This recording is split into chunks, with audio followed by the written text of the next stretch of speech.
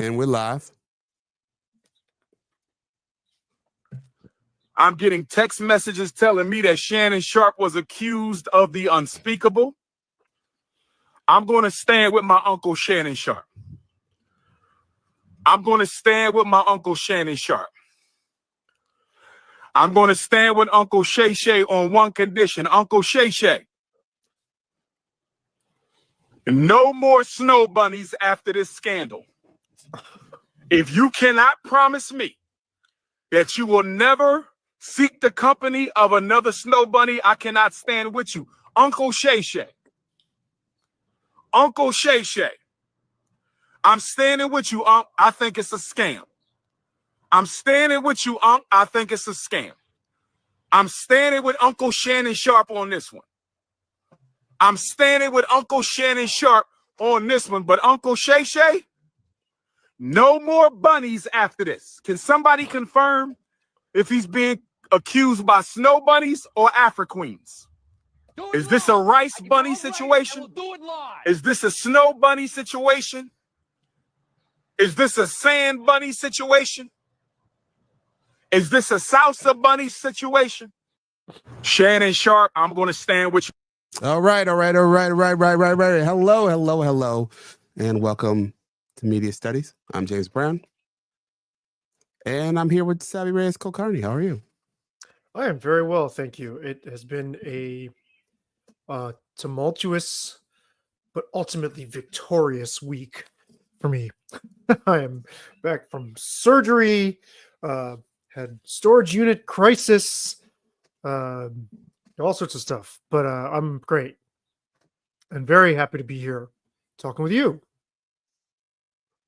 I myself am, let's say it's been a whale of a week. Mostly things I can't talk about publicly. But it's been a lot. And this was too tasty. Like this too, like on the media tip, I mean, you can't ask for much more. I mean, you have ESPN kind of just falling all over itself, just totally like melting down about Shedeur,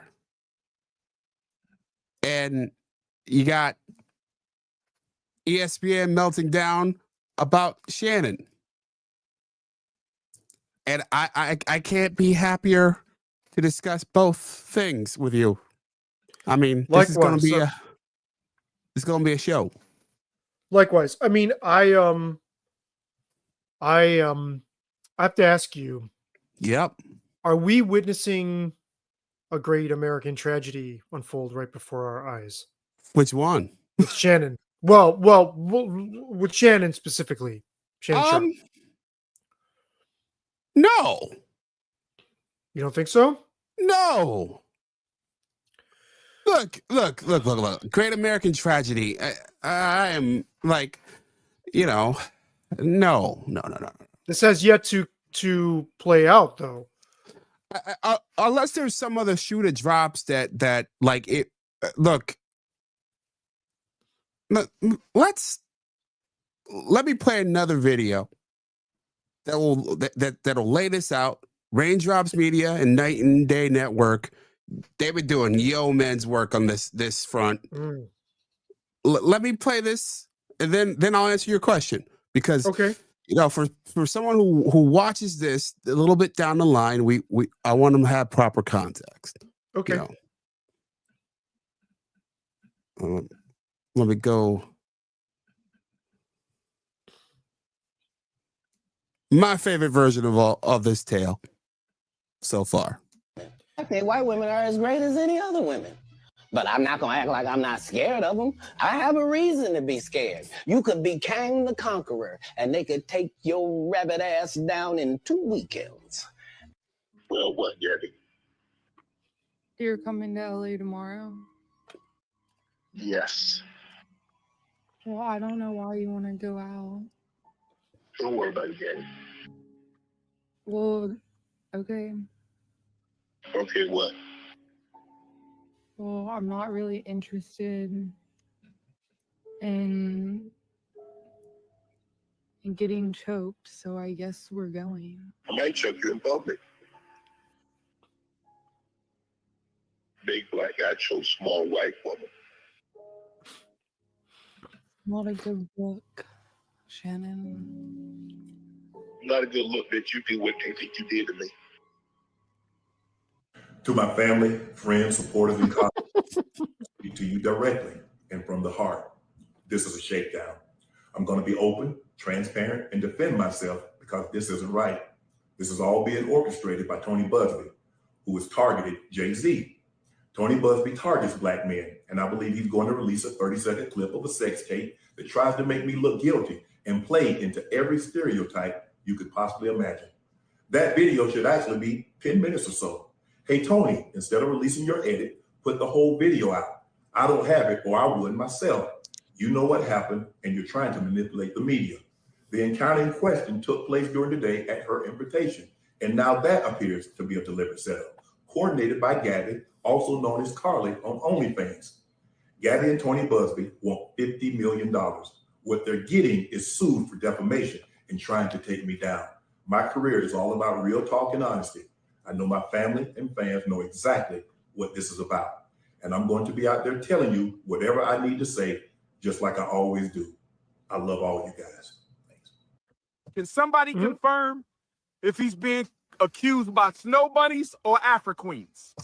Can somebody confirm if he's being accused by snow bunnies or Afro Queens? You know what I just noticed about the Dr. Umar clip? That it was plural in both snow bunnies or Afro Queens. Well, shall we go further down that rabbit hole? Well, but I mean, it looks like multiple snow bunnies. It is now, but it wasn't when Dr. Umar issued his conditional statement of support. I will stand with you if you pledge to me to give up snow bunnies, which is hilarious unto itself. Yeah, on By the way, many levels. So many levels. By the way, I've said this before.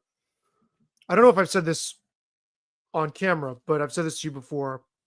I can't think of a more entertaining media figure who is more indestructible and somehow has this amazing staying power than Dr. Umar. He's incredibly entertaining and makes just enough sense so that when he goes way the fuck overboard, you don't feel like you're just often like you're laughing about it, but it's somewhat grounded a little bit. But yeah, I just don't understand. He's managed to carve out a lane for himself, and it's working out beautifully for him. So power to him. It's fascinating that you set it up that way, because I think that's an interesting juxtaposition that I would not have thought of, but I think is really interesting here. Umar and Shannon are both modern media figures. Umar is getting over direct to consumer. Shannon is plugging in to the traditional system, ESPN, and the growing in-between system, his Club Shay Shay nightcap, working with Colin Cowherd in the volume. And my guess is this $50 million deal, this $100 million deal that was rumored late last week from Front Office Sports. My guess is that was ESPN. I don't think that was a non-traditional. I don't think it was Spotify. I think it was ESPN. It sounds like something that ESPN would have done and has been doing. It fits with their investments in Peyton Manning and the whole Omaha Productions. It fits with their Pat McAfee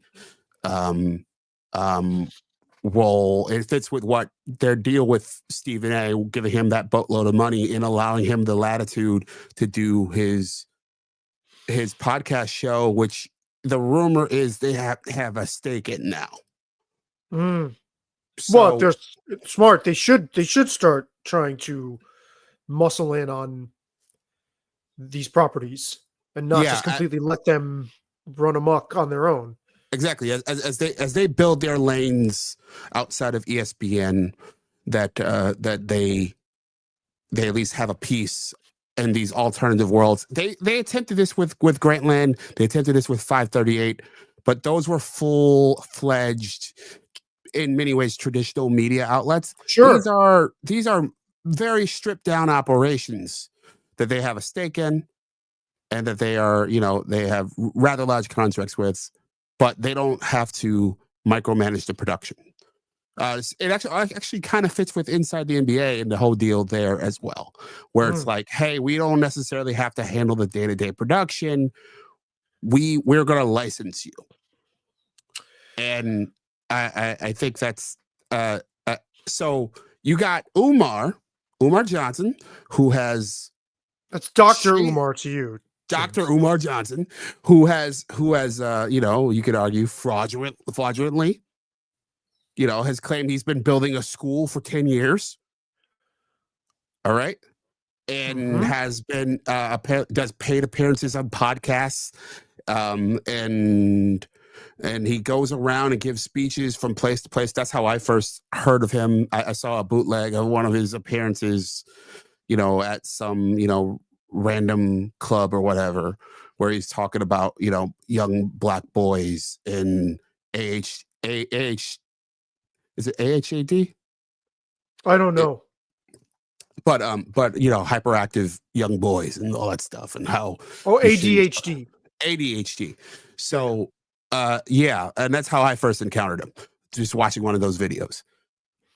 So Umar was who's a Pan-African Marcus Garvey knockoff, really. Yes. Who like was also he was also accused of not of sexual assault, but of fraternizing with white women. But it doesn't really matter. By whom? There were pictures. Well, I mean, and videos of him hitting on. So the question is, what was it really? I didn't hear the conversation, but like he was clearly flirting. So and how deep it goes. So this is a guy who is radicalized. This is a guy who talks shit about white people all the time. Who's hitting on white women? Who talks about white women all the time? Like like I just played. Can somebody confirm if he's being accused by snow bunnies or Afro queens? All right, that's his view on the world. Snow bunnies versus Afro queen, or women in particular. So like he has managed to create a lane outside of the system where he taps into his people. He's kind of like Louis C.K. in that way, in that he's able to tap into his reservoir of supporters. They will rock with him. They believe in him. And outside of that, he doesn't really need anything else. Apparently not. Not even real credentials or to follow through on. Well, there's a question about his master's degree, right?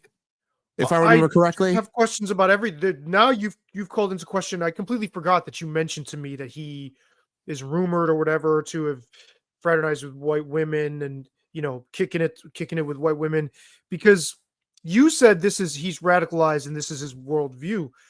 I don't know whether that's actually what he thinks or he's playing a character. I just find the character very entertaining.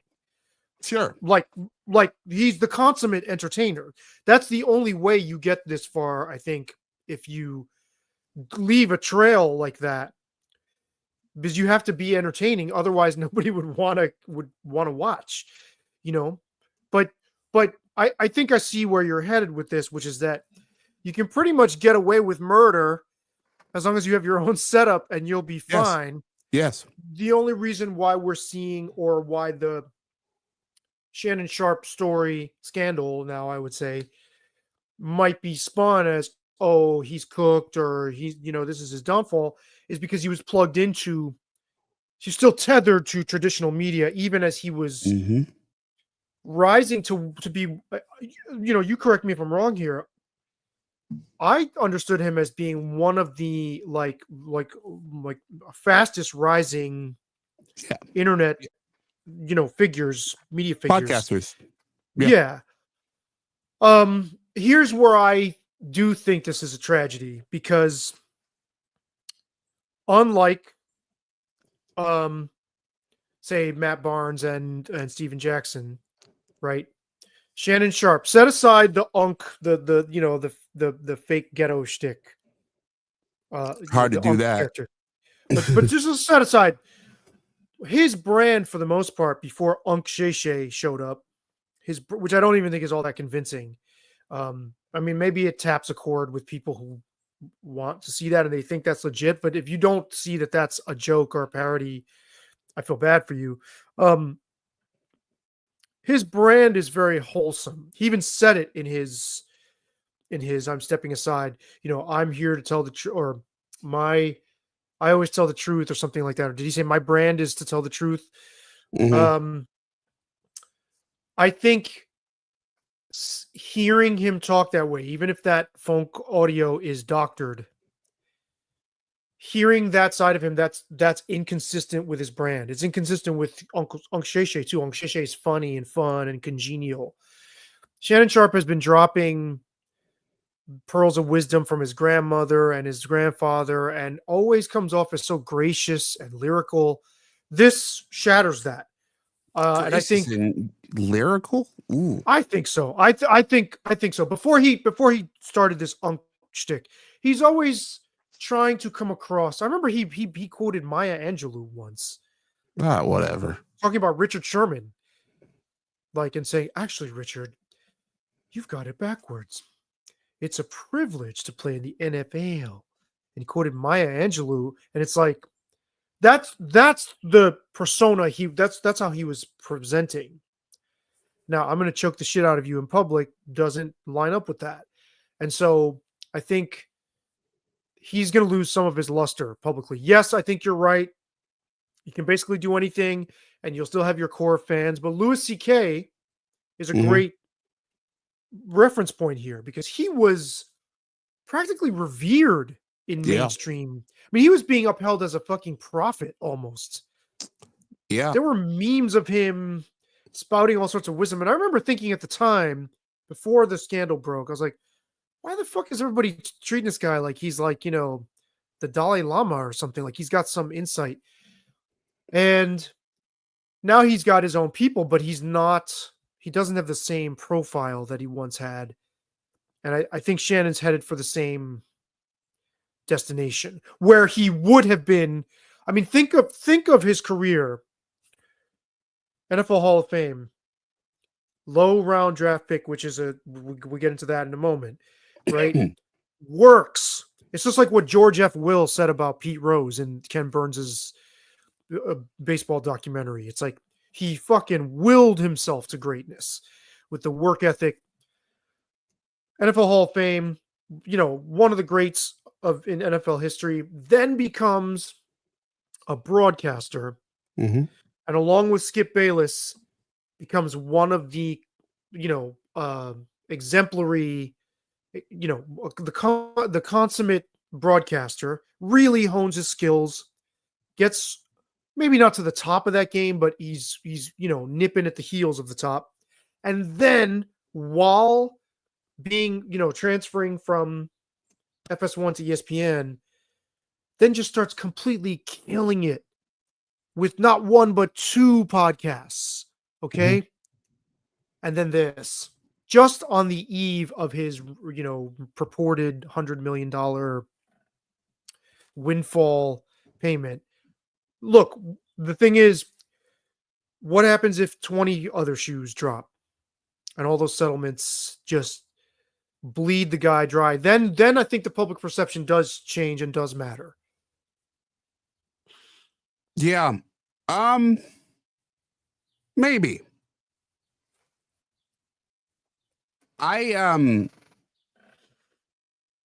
So when he owns Club Shisha, he owns Nightcap, and he's got a couple ancillary podcasts around him.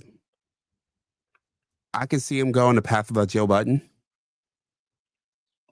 where there were accusations about Joe Budden in the last few years, and there's been accusations in the past. As long as and I think this speaks to the approach that he took, where he's like, "Hey, I'm going to talk directly to my fans," even though it was bad on the ESPN side of things. I think basically just as a crisis management approach, getting on and admitting that there was a 10-minute video that was cut down to 30 seconds that confirms all the stereotypes of black men, whatever the hell that means. And having your lawyer admit, and I'm assuming he knew that his lawyer was going to say this. That's crazy. That he was going to spend $10 million to keep this silent. Right, that they were in negotiations, they were on the verge of settling, and he was willing to settle at 10 million prior to this even being filed as a lawsuit, which I don't understand why your own lawyer would admit that. It just looks horrible. Yeah. Regardless of the legalities, and I know there are lots of people who sing that tune. Settling is not the same as admission of guilt, but settling for 10 million. It's a whole other ball game than settling for. Yeah. And even for him, a guy who's made a lot of money in his career, he didn't make 10 million is not throwaway money for Shannon Sharpe. No. And the fact that she turned it down. Yeah. What does that tell you? That she's got more. That Yes. she at minimum knew about this other stuff, and that she and her attorney, Tony Budsby, which he was correct in saying. I mean, this is a shakedown artist. Oh, for sure. But he is, but at least she and her attorney at minimum knew that they had enough to embarrass the hell out of Shannon. Right. And I guess what you're getting at is that the embarrass the hell out of is not necessarily enough to do as much material damage to a career as it once did. Yeah. But even you, when we were talking about this privately, said he's definitely taking a hit. I don't think, I think ESPN is completely done with him. I think that statement of in the short term, I plan to return to the end. No, there's Long no term? way. Oh, They're fucking out of there, dude. There's no way. I don't know about that. No. Long term? I don't know about that. So you're thinking they're making the calculation, we need this guy because he's such an internet star. No. What I'm making the calculation is that the media cycle moves quickly, and that 2 years from now, 3 years from now, this could look very, very distant. What if it's still going 3 years from now? What if he drags it out in litigation and it just endlessly? What if it's a Deshaun Watson 2? It's not. Watson had 30 accusers. Why couldn't? I'm not saying it couldn't. Maybe it could. Watson was a class action. Now, if this becomes a class action, and I know in one of the things we have not talked about, because there were 2 other lawsuits, including one at FS1, Jason Whitlock, the Roton one, has alluded to other allegations at CBS Sports. For years, he's been saying this. Yes. So, if this does snowball, then that's a different calculation.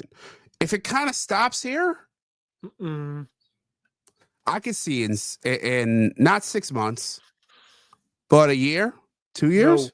Yeah, absolutely. No, you know why? Here's why that won't. I'm betting that won't happen. We should bet like, I don't know, $1 or something. Okay.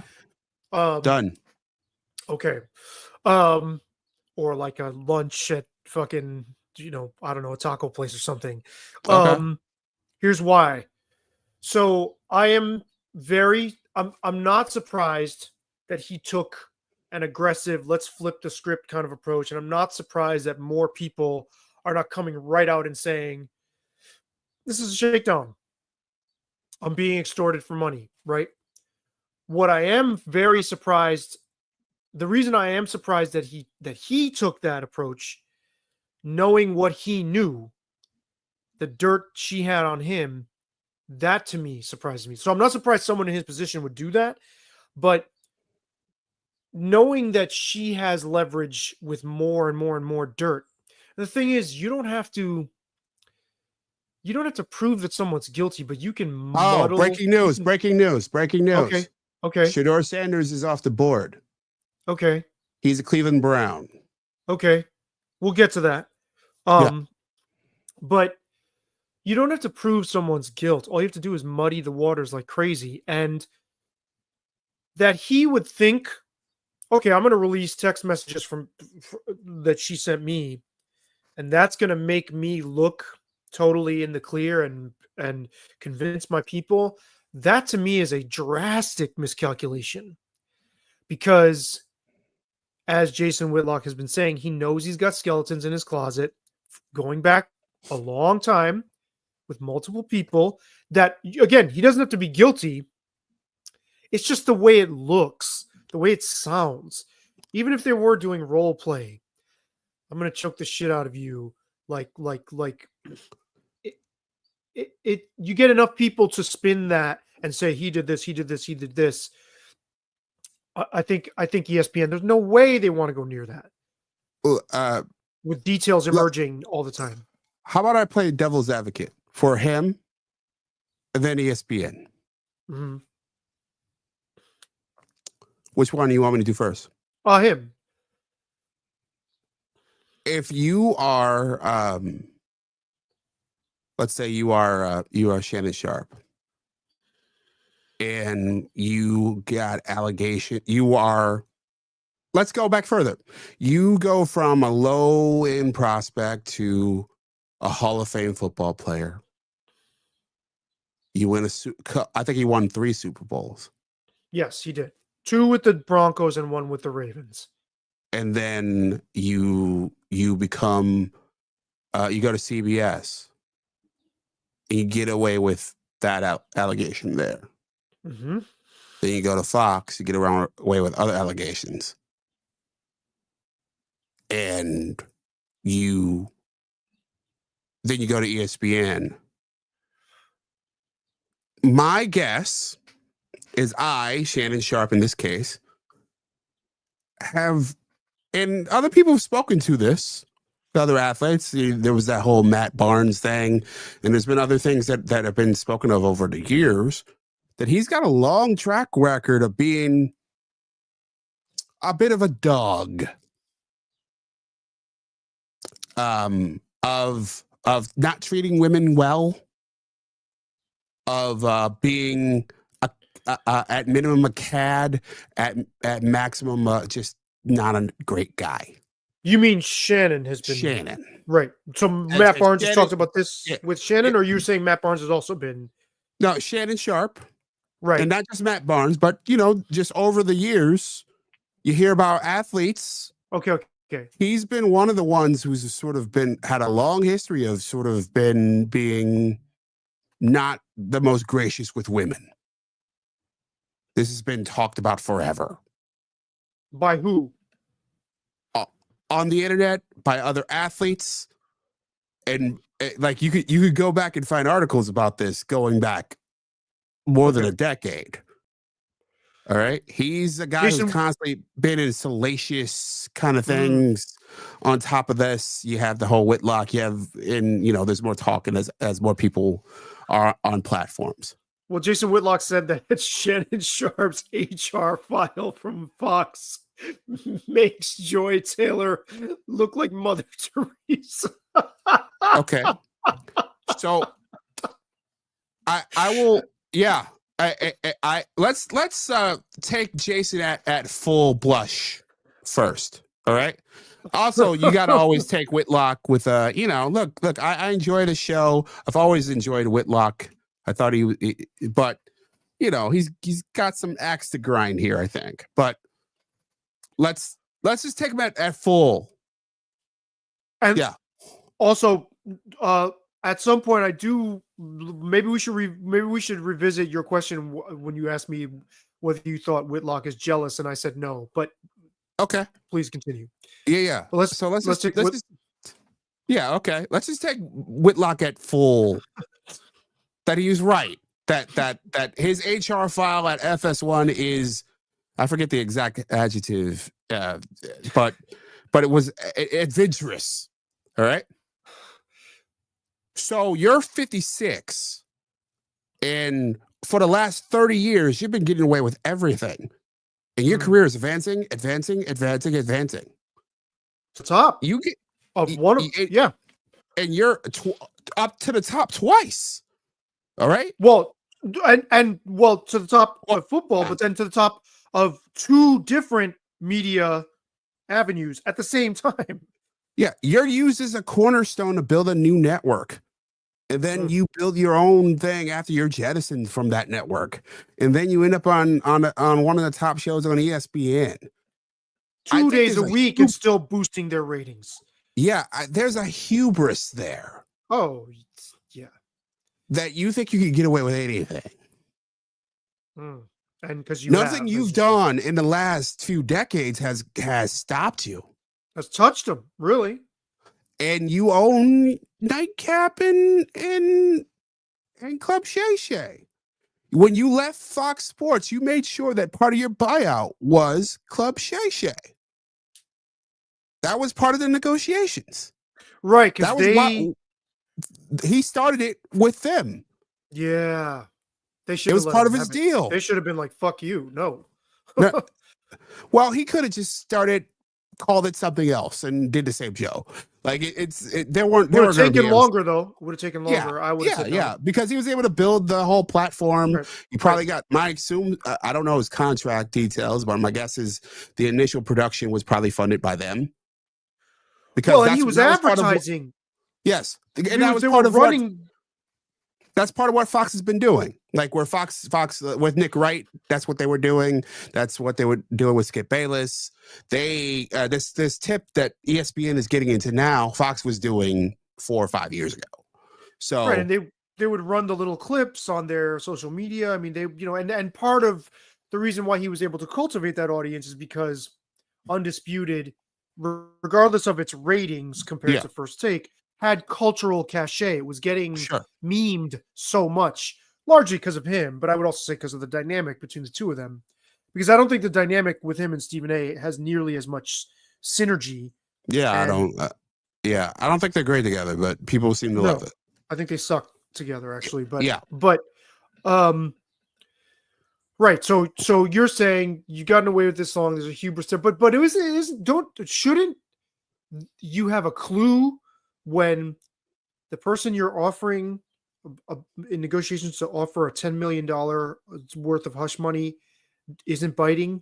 Shouldn't that be a shot across the bow, at least for your lawyer, to be like, dude, you might be the fucking Titanic here about to hit an iceberg? Yeah, but here's my guess. Remember, he was negotiating at this point. The last reports I saw was 2 other settlements for close to a year. Maybe longer. I think it was actually longer. I thought one was 2023. So we're in 2025 now. My guess is Tony Busby hit fast forward. Tony Busby probably saw what we saw last week. With this whole $100 million deal. And then said, fuck it, we'll go for it now. Which also could be a tactical error. Could be. Could be. I mean, my guess is, and we will probably never know. My guess is Tony Busby gave Lanny Davis, Shannon's attorney, a call last week. He said, like, give us our money now, basically. Give us whatever X amount of dollars. And they probably said, no, we're seeing an arbitrator. And he said, fuck it, I'm dropping the that's my guess. Well, so from my based understanding, on what we've seen. right, my understanding is they were in mediation, Yes. With an arbitrator. right, and so this did take Shannon and his lawyer by surprise, or that's what they're claiming anyway. Mm-hmm. But where were they starting from? If is the lawyer telling the truth that Shannon was willing, that they were willing to settle for 10 million? Then Here's the trouble that with how it's Mike Florio, I think, former attorney. Yeah, former attorney. He articulated this really well in a PFT Pro Football Talk PM episode, where he was like what attorney would do that? Like would do what Shannon Sharpe's attorney did here, would just admit that you wouldn't admit that. Like, this is the kind of thing that is, and like, we've seen lots of this and with celebrities and with athletes, like, that kind of information is not public and it's kept confidential for a reason. So, like, it doesn't really make sense on that front to admit that up front, that $10 million. Like, so it's really quite strange. I don't get it at all. I still can't wrap my head around that. Whitlock was also incredulous about that whole thing, and it only swings the public perception in her favor and sets them up to be skewered, because I keep coming back to, if she was willing to walk away from 10 million. Yeah. Because now so the lawsuit is for 50. They're asking for 50, but what were they asking for in mediation? It probably wasn't as high as 50, as I'm guessing. 25? So then they went up so that, the court could work down, they could negotiate down. Or maybe it was, what was 15? Maybe they asked for 15. They offered 5. He moved up to 10, and then, like, this isn't moving quickly enough. And then you see this deal. My assumption is ESPN. I thought it was DraftKings. I thought it whatever. No, let's say or Spotify or whoever it is. Right, Doesn't really matter. Somebody could have been about to swoop in, right? Who's offering $100 million for him and all his 4 shows, and then he turns to, they're like, okay, like, you're skipping, like, you're about to make $100 million and you're skipping on us, like, give us our money now. And then his lawyers say no, and they said, okay, like, game on. Okay, so here's the thing, though. That $100 million deal, don't you think that he can pretty much kiss that goodbye at this point? Yes. Okay, so if he gets hit with this multiple cascade of lawsuits and he no longer has that deal, yes, even if he keeps the show keeps humming along, Club Shay Shay, don't you think he will be completely bled dry financially? No. How? Club Shay Shay is going to make money. He's going to make $100 million? Not $100 million. Okay, so say there's 15 of these accusers that Tony Busby. No. But hold on. Say Tony Busby rounds up anywhere from a dozen to 2 dozen accusers, right? Which is his MO, right?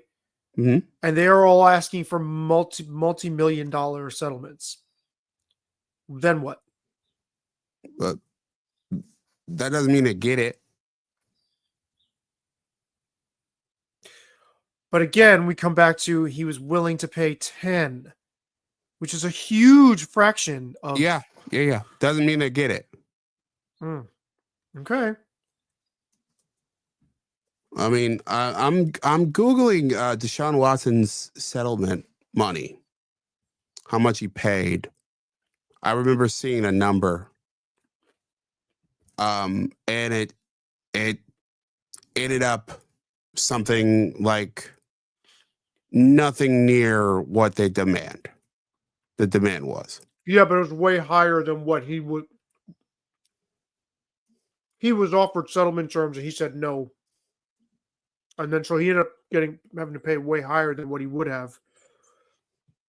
Yeah, because if I remember correctly, the Browns said in this, and they rushed it through. If I okay, so you have Shannon Sharpe. Remember, this guy's made very nice money for a long time. Not not $100 million. I don't think he's worth $100 million. My guess is he's probably worth 25, something like that. Remember, he's been living in California. California, lots of taxes. He's been working in New York, in California, lots of taxes. New York City, in particular. I could see him making 100 and change in his career, and maybe retaining 15. Like, and that doesn't count what what he's making in terms of Club Shay Shay and all that stuff. Because if I remember correctly, the last report I saw on his FS1 salary was somewhere around $4 million a year, $5 million a year. Like, that's California taxes. That's what, 2? If you take California in federal, like it's not Stephen A money. It's not crazy. It's amazing for you or me, but for him, he's not sitting on a mountain of money. That's what makes that $10 million number so eye popping. So I think that my guess is there's also been other settlements on top of it. That's what I left out in the past. Not just the Fox News one, not the Fox Sports one. Not just, I'm assuming CBS. My guess is that there's others as well that we don't know about. But then if that's the case, he must have an inkling that there are other people who could always come out of the woodwork, other women. Yeah, to demand. My guess is NDAs, but even though those aren't bulletproof, but like that's what I'm guessing is, and there might be others, yes, out of the woodwork, but he's got the hubris. None of this has touched him. Like I said, decades, nothing has touched him. Right. So this is where I'm going to. So yes, totally, you're right about that. But consider this: hubris. Yes. Will he be able to face his audience? Again, this is not his brand. Yes, there were these rumors. No, I'm talking about to continue to perform. Deshaun Watson Nightcap played like is still shit. on. Nightcap's I know it's still on. I know it's still on. Oh, hang on. Yeah. I know it's still on. From what I heard, I don't know. I don't remember who said it, but there was they were watching the one of the episodes for the draft, the NFL draft, and said that he sounded rattled. But I didn't see it myself, so I don't know. Deshaun Watson played like shit after this all exploded in the public eye. Part of hubris, unless you're like a full-blown narcissist, is managing your presentation. And if that bubble gets burst, will he start to slip in his... Will he stumble in being able to do the job the way that he had been doing before? Will his performance slip? And that we don't know. In the short term, yes. Like, will he have the yips, basically? In the short term, yes. Hmm. Long term, no. That's where where he gets into the Umar Louis C.K. zone, where he can keep going and keep doing his own thing. He's got complete control. Well, Louis C.K.'s act changed. Yes, he's retained his audience. Now he seems bitter all the time. Yeah. It's a different thing. And maybe he does that. And there is a precipitous drop off between being the darling of like household name, being perceived one way as a household name, and being trotted out on all these late night talk shows as if you've got some fucking great wisdom. That always drove me crazy about him. I hated it. And then being this bitter guy. Yes, he still retains his audience, but he seems upset. Like he feels Louis C.K. I'm talking about. Seems like he feels bitter that he lost something. I wonder if Shannon will. Dude, he was right fucking there. And you're saying his show is not going to ultimately suffer in the long term. I get No, I didn't say his show wasn't going to suffer. Well, that's not what I said. You said that ultimately he'll be able to stay the course. No. He's got complete control. No, that's not what I said either. Okay, so what are you saying? What I'm saying is the show will continue. Stay the course. No, the course isn't going to stay the same. I mean, I think his show is going to continue. I think he's going to be able to. He's going to keep his core fans. I think this will mar him for a while. But so what? So what are the prospects he gets that $100 million offer down the road? He's not getting it. Okay, so that's what I'm saying. He was right at the. He had it in his hand, like we could reach out and touch it. Yeah. And now he's on a different course. He's on a more. His trajectory is now going to hover. Right. And I think that is going to fuck him up because part of what with hubris comes an expectation that I'm great and I can continue to do great things. And now it's been taken away from me by a shakedown, by a lawyer who targets black men. And if he's bitter about it, his act is going to change. His whole brand is going to be different. And can I make a devil? Tragedy. Can I make a devil's advocate argument there? Of course. Why not? I think it in the end is actually better for him. How so? Please explain. Okay. I don't think that podcasts fit in the kinds of ecosystems that he wants it to fit in. Such as? My guess is whether it was Disney or Spotify or whoever, what the things that DraftKings are trying to put together, I don't think his show fits in that world. I think it's a direct-to-consumer enterprise. I have not seen enough evidence to the contrary. You go small and lean and mean.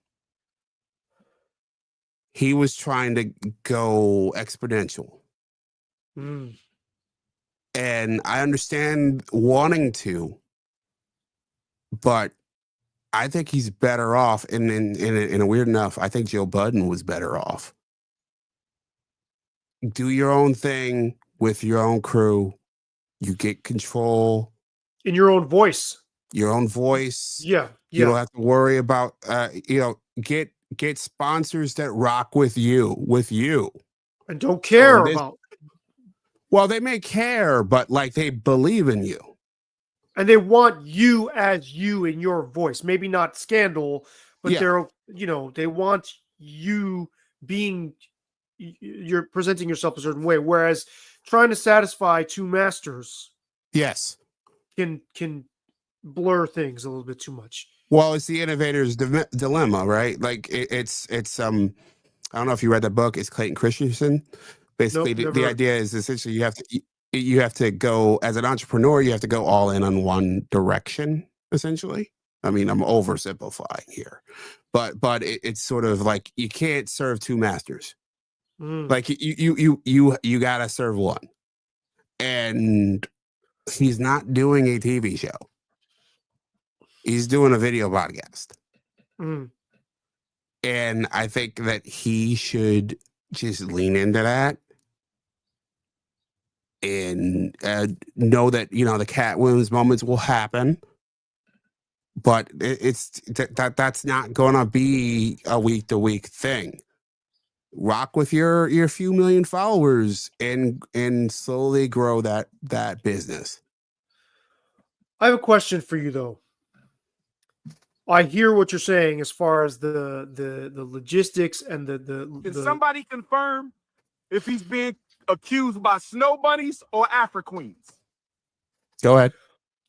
like I understand these are different ecosystems to a degree, but his persona on TV versus in the podcast realm, they're not all that different at all, really. Yep. There isn't, right? So this is where I think where I would argue you're underestimating, like where I would argue that I don't think he may not recover from this, because even though there's that leak of the sex audio that, you know, the rumor that it's speculated that he leaked it himself, whatever, recently, a few months back, I think the way this is exposing his private way of being in relationships is so far apart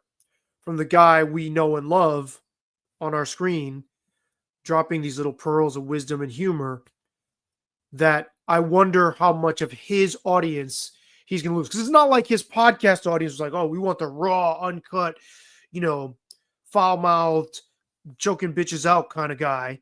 It's not like that's what they wanted. Whereas on Disney, he had to button himself up. It's not like Steven Jackson. The difference between Steven Jackson on Fox and ESPN versus on All the Smoke, right? He's basically the same character in both domains. So I wonder about that. My guess is I stand by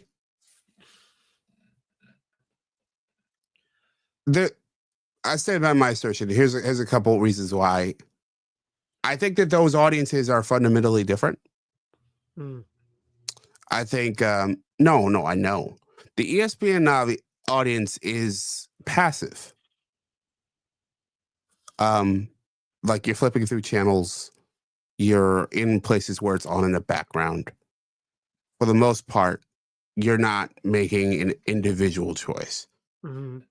Right? Obviously, there are elements on the edges that's incorrect, but for the most part, most of the people who consume him on First Take are going to ESPN.com and it's just sort of there, or it's on in the background, or you know, you're flipping through the channels and it's there, or YouTube, obviously. Yeah. YouTube as well.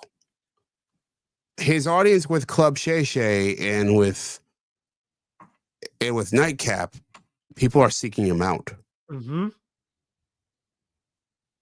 And that's not a small difference. That's everything.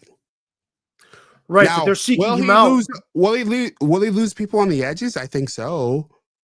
That core, I don't think. But they're seeking him out for the same thing that appeals to the people who watch. I don't think passively too. They're not seeking him out to be like, I'm going to choke the shit out of you. That they're not seeking that guy. Because he's not Andrew Tate. He's not Andrew Tate. He doesn't talk about like that all the time. Right. But that's my point, is that I think a substantial number of those people are like, I don't want to rock with this fucking guy anymore. They liked what he was saying on the show. They didn't sign up for this. Now there's a lot of people that are like, oh, it's a shakedown. He's being blackmailed, whatever. But I think there are people who you almost can't help it. Even if you don't think the person's guilty, just having the taste of something that just kind of is like a foul taste associated with the person can get you to be like, nah, I'm good. I think we'll see. You're like Don Amici. You're like Don Amici, and I'm like the other guy in Trading Places. We're making $1 bet on whether someone's life is ruined. Right. Shannon Sharpe is Dan Aykroyd. Right. Um, Oh, I wish you had a visual of the Christmas when he's Santa and he's eating. He looks Yeah. all fucking horrible. Yeah. um, my gut says no, that you're incorrect.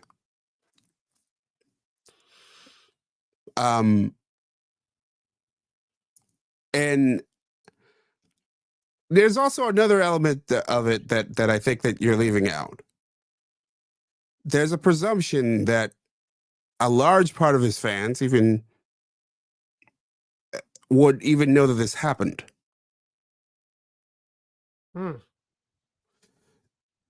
As I often say when we are broadcasting together, there's not one Facebook. There's 2 billion Facebooks. Right. There's not one YouTube feed. There's 2.5 billion YouTube feeds. This is a really big news in a corner of the internet. And I'm sure some of those fans will know of this,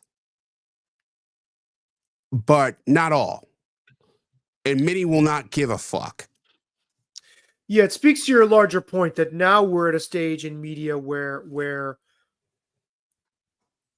there is nowhere really to fall from when you have a fall from grace, because we're not all looking at media figures from this one propped up platform anymore. There's all these different, and so things that would normally bring someone down, now it's so fragmented that it doesn't reverberate and filter all the way down to people's individual followings as much. I think you do very much have a point there. That's obvious. I just think that his brand is, I think there are more people who, because I mean, if you watch Club Shay Shay, YouTube's algorithm is going to show you shit about him because YouTube's algorithm understands that you are interested in him. So I don't know. We'll see. Let's see how this plays out over the next several months. Yeah. Yeah. But speaking of hubris, Deion Sanders. Yeah.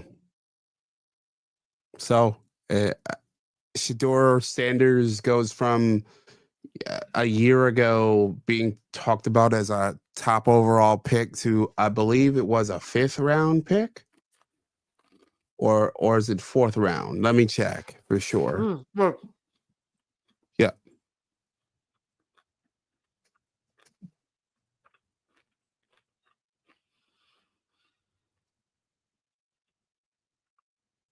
Fifth round pick. And let me bring up the article real quick.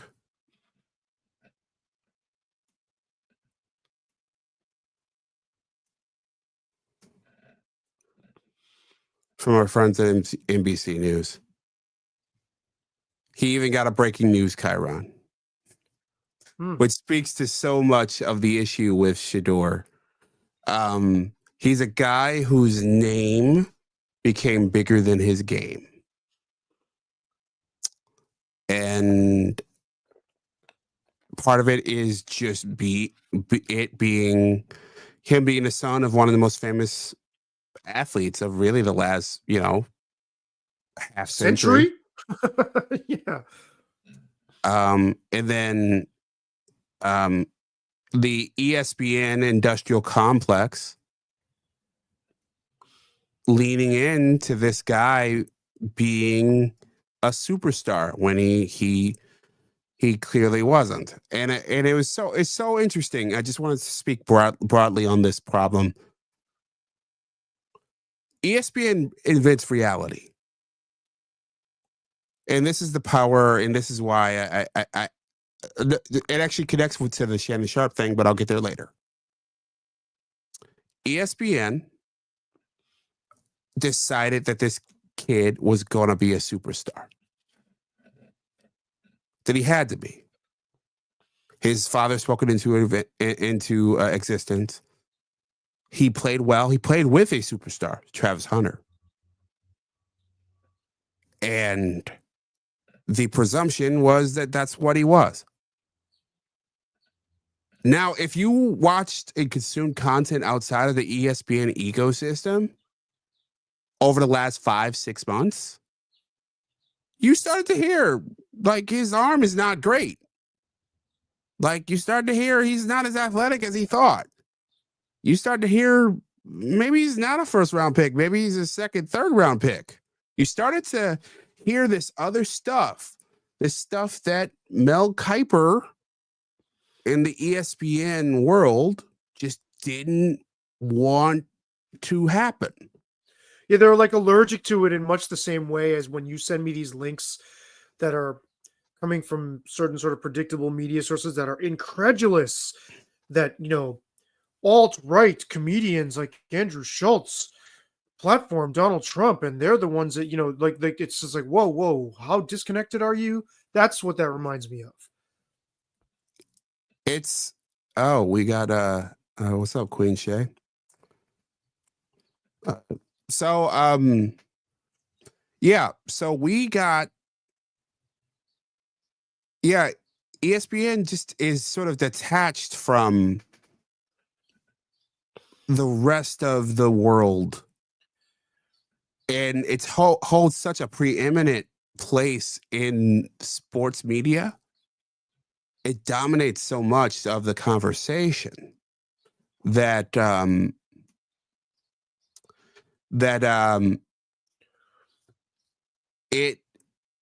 its decisions actually do reflect reality. And this is what the whole First Take thing reflects this all together. Stephen A.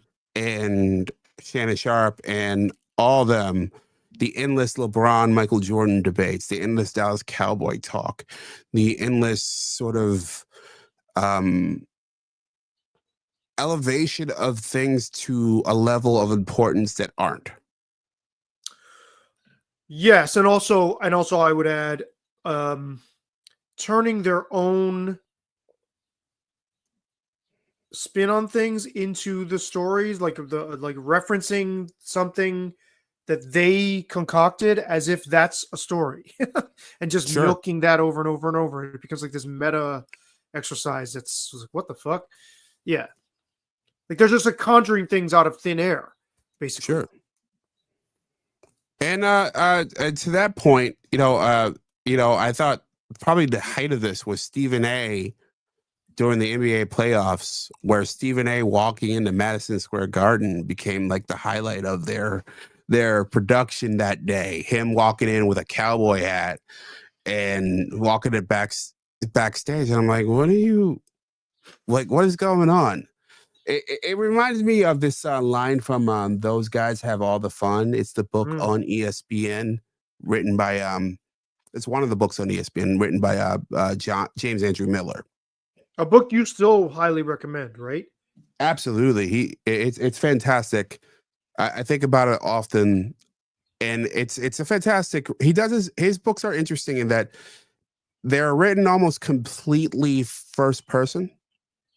So it's like almost like a Rashomon book where you will have Keith Olbermann remembering an incident, and then you have Dan Patrick remembering the same incident, and then you have a producer remembering the same incident. They're like talking about the same thing, and they're all filling in the blanks, and you feel like, oh, all these people were there in the room, they were in a circumstance, and they see it differently, and one after another throughout.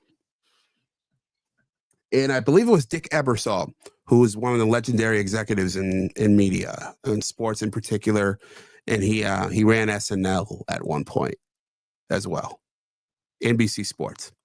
And he said that when ESPN produces a show, it's not about the show. It's not about the sport. It's about how ESPN sees the sport. Right. That's quite clear from just even spending a few minutes watching their content. So like I have ESPN in the background, but I've been watching mostly NFL Network for that reason, because you had Mel Kiper yelling at us for the last few days. Oh my God, Shedeur should have been number 1 overall pick. How dare you not take Shedeur now. And you had these 32 teams, all of them, including, what's his face from Sean Payton, who came out and publicly defended Shedeur, pass on him 5 times. And minimum. Wow, that's a 5. That's. Whew. Let me ask you this, because I was talking about this with my brother. How much of this do you think? Because my brother and I were texting, and I was like, if I'm an NFL team, even if Shedeur is the prospect that he's touted to be, there's no way in hell I'm letting Deion Sanders hijack my franchise and all that fucking attention and all of that noise. So you're talking strictly at the football level that you don't think he has the skills to warrant being a first round pick, but is he like a 5th round pick? I mean, is there that much of a disparity between his actual skill and where he was being projected by the ESPN verse?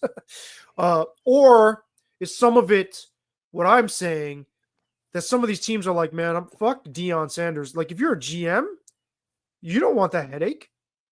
Okay, let me show you something that I think explained this very well earlier today.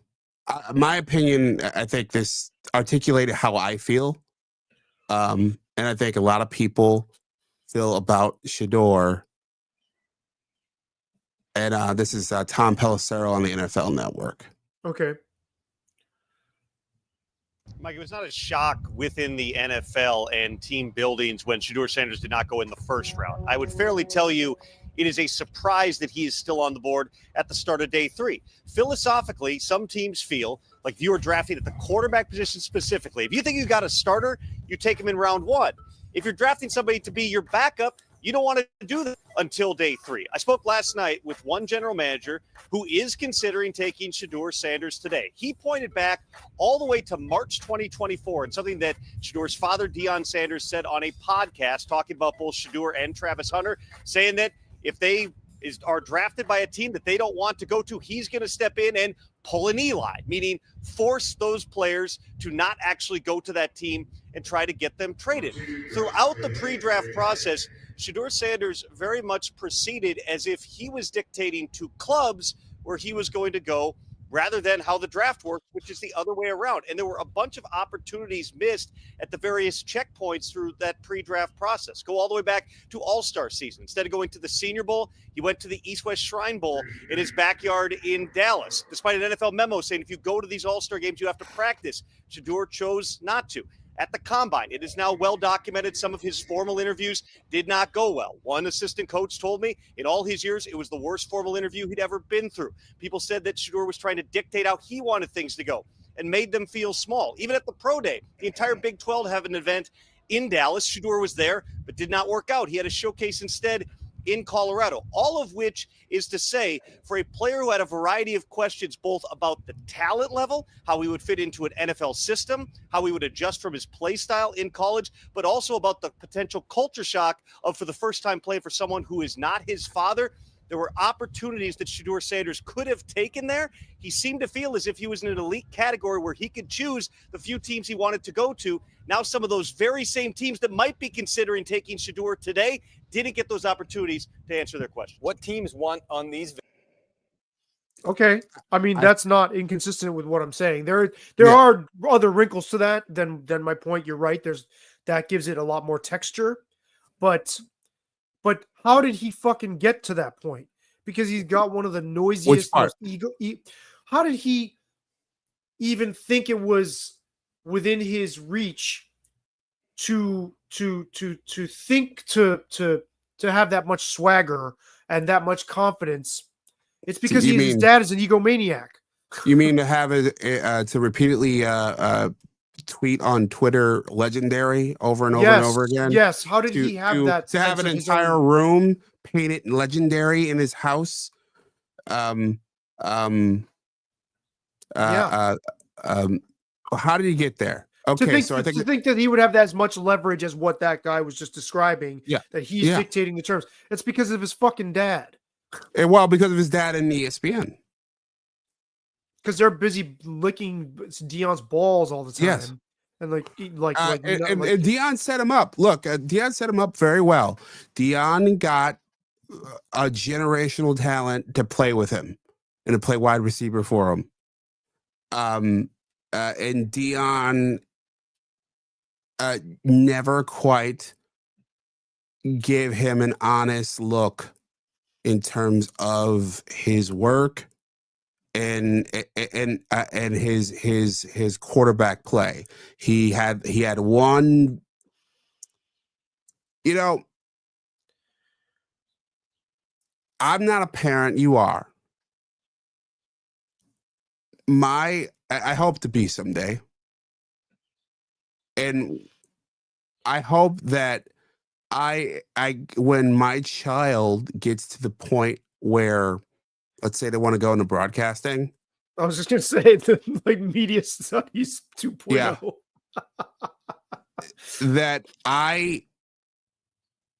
yes, I do everything I can to help them, but I'm also smart enough to get an outside voice to look at them through impartial eyes. Someone to tell me the truth, because I'm as a dad, you're going to look at your kid through blinders and instead of, making sure his kid, got,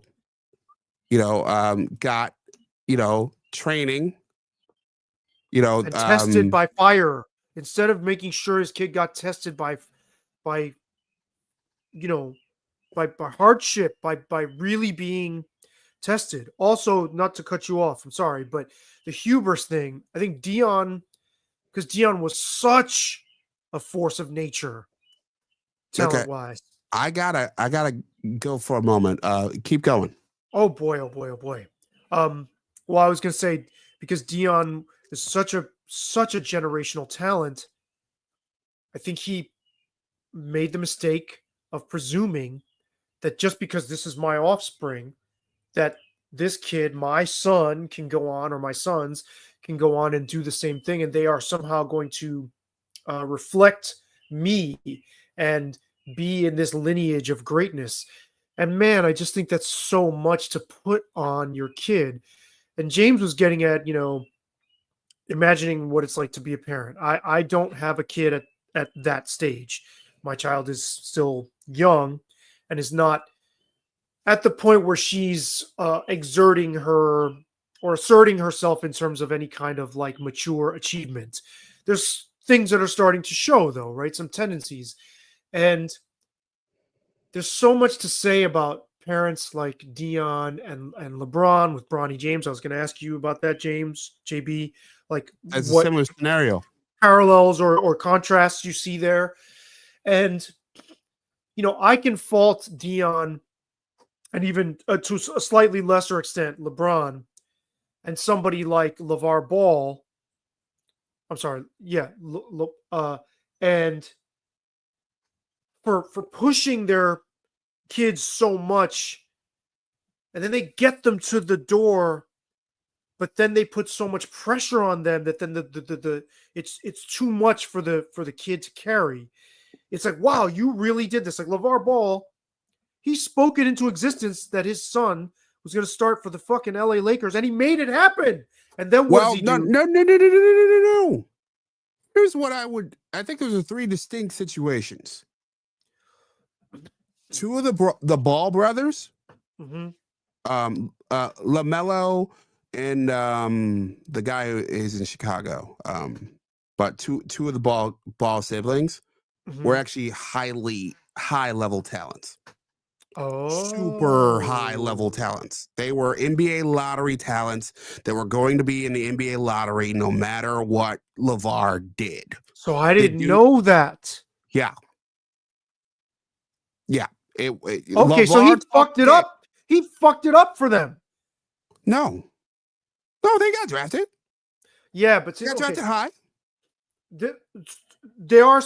These are slightly different situations. No, I think there are three drastic different. But you have, but the common factor is a father, a parent, driving the engine, whereas LeBron, Dion, not LeVar, but those guys got there on their fucking own. Yes, they had parents, obviously, but they didn't have like this media magnet of a parent really, really, really, really pushing them. And I what I'm getting at is that this almost like the sports equivalent of helicopter parenting, like of elite athlete helicopter parenting. Yeah, totally. It's like, man, all that drive, all that intention. Like, I think Dion's intentions are good, I would think, for his son. I don't think it's just hubris. I don't think it's just like, oh, I'm so great. So you are from my loins, the fruit of my loins. So you will be great. I don't think it's just that. But man, if you just toned it the fuck down, you could have given this kid a chance. But the volume is so loud around you. And LeVar, I think, guilty. LeBron, the volume isn't an issue. Like, he's not loud and demonstrative, but I think he pulled a lot of the fucking strings for son. But it's like these dudes, they're the modern equivalent of like, they don't know how to let their kid rise to the challenge on their own. Sure. Right? Just having the name Sanders was enough to get his son maybe a little bit more of a look and a slight advantage and also expectation. If he had just known how to hang back, would his son not be in a better position? Dude, is he really a fifth round talent? Like the guy just said he said there were teams that would have taken him higher, but yeah, I agree. And this is sad to me because it's like, man, these guys, they're trying to do the right thing. And then you get the racial element and you get this like hoary old cliche trope of the black father. How can we say anything about the black father? But in a sense, here, it is he made it worse. Yes. He screwed this up for him. I mean, I don't think it's not a question. He screwed this up for his son. And I don't think he was trying. I don't think it's from selfishness. Yeah. I think it's from blindness. Yes. And sort of, it's a combination of hubris and wanting to do the right thing for your kid and helicopter parenting all. And not being able to see his son for who he is.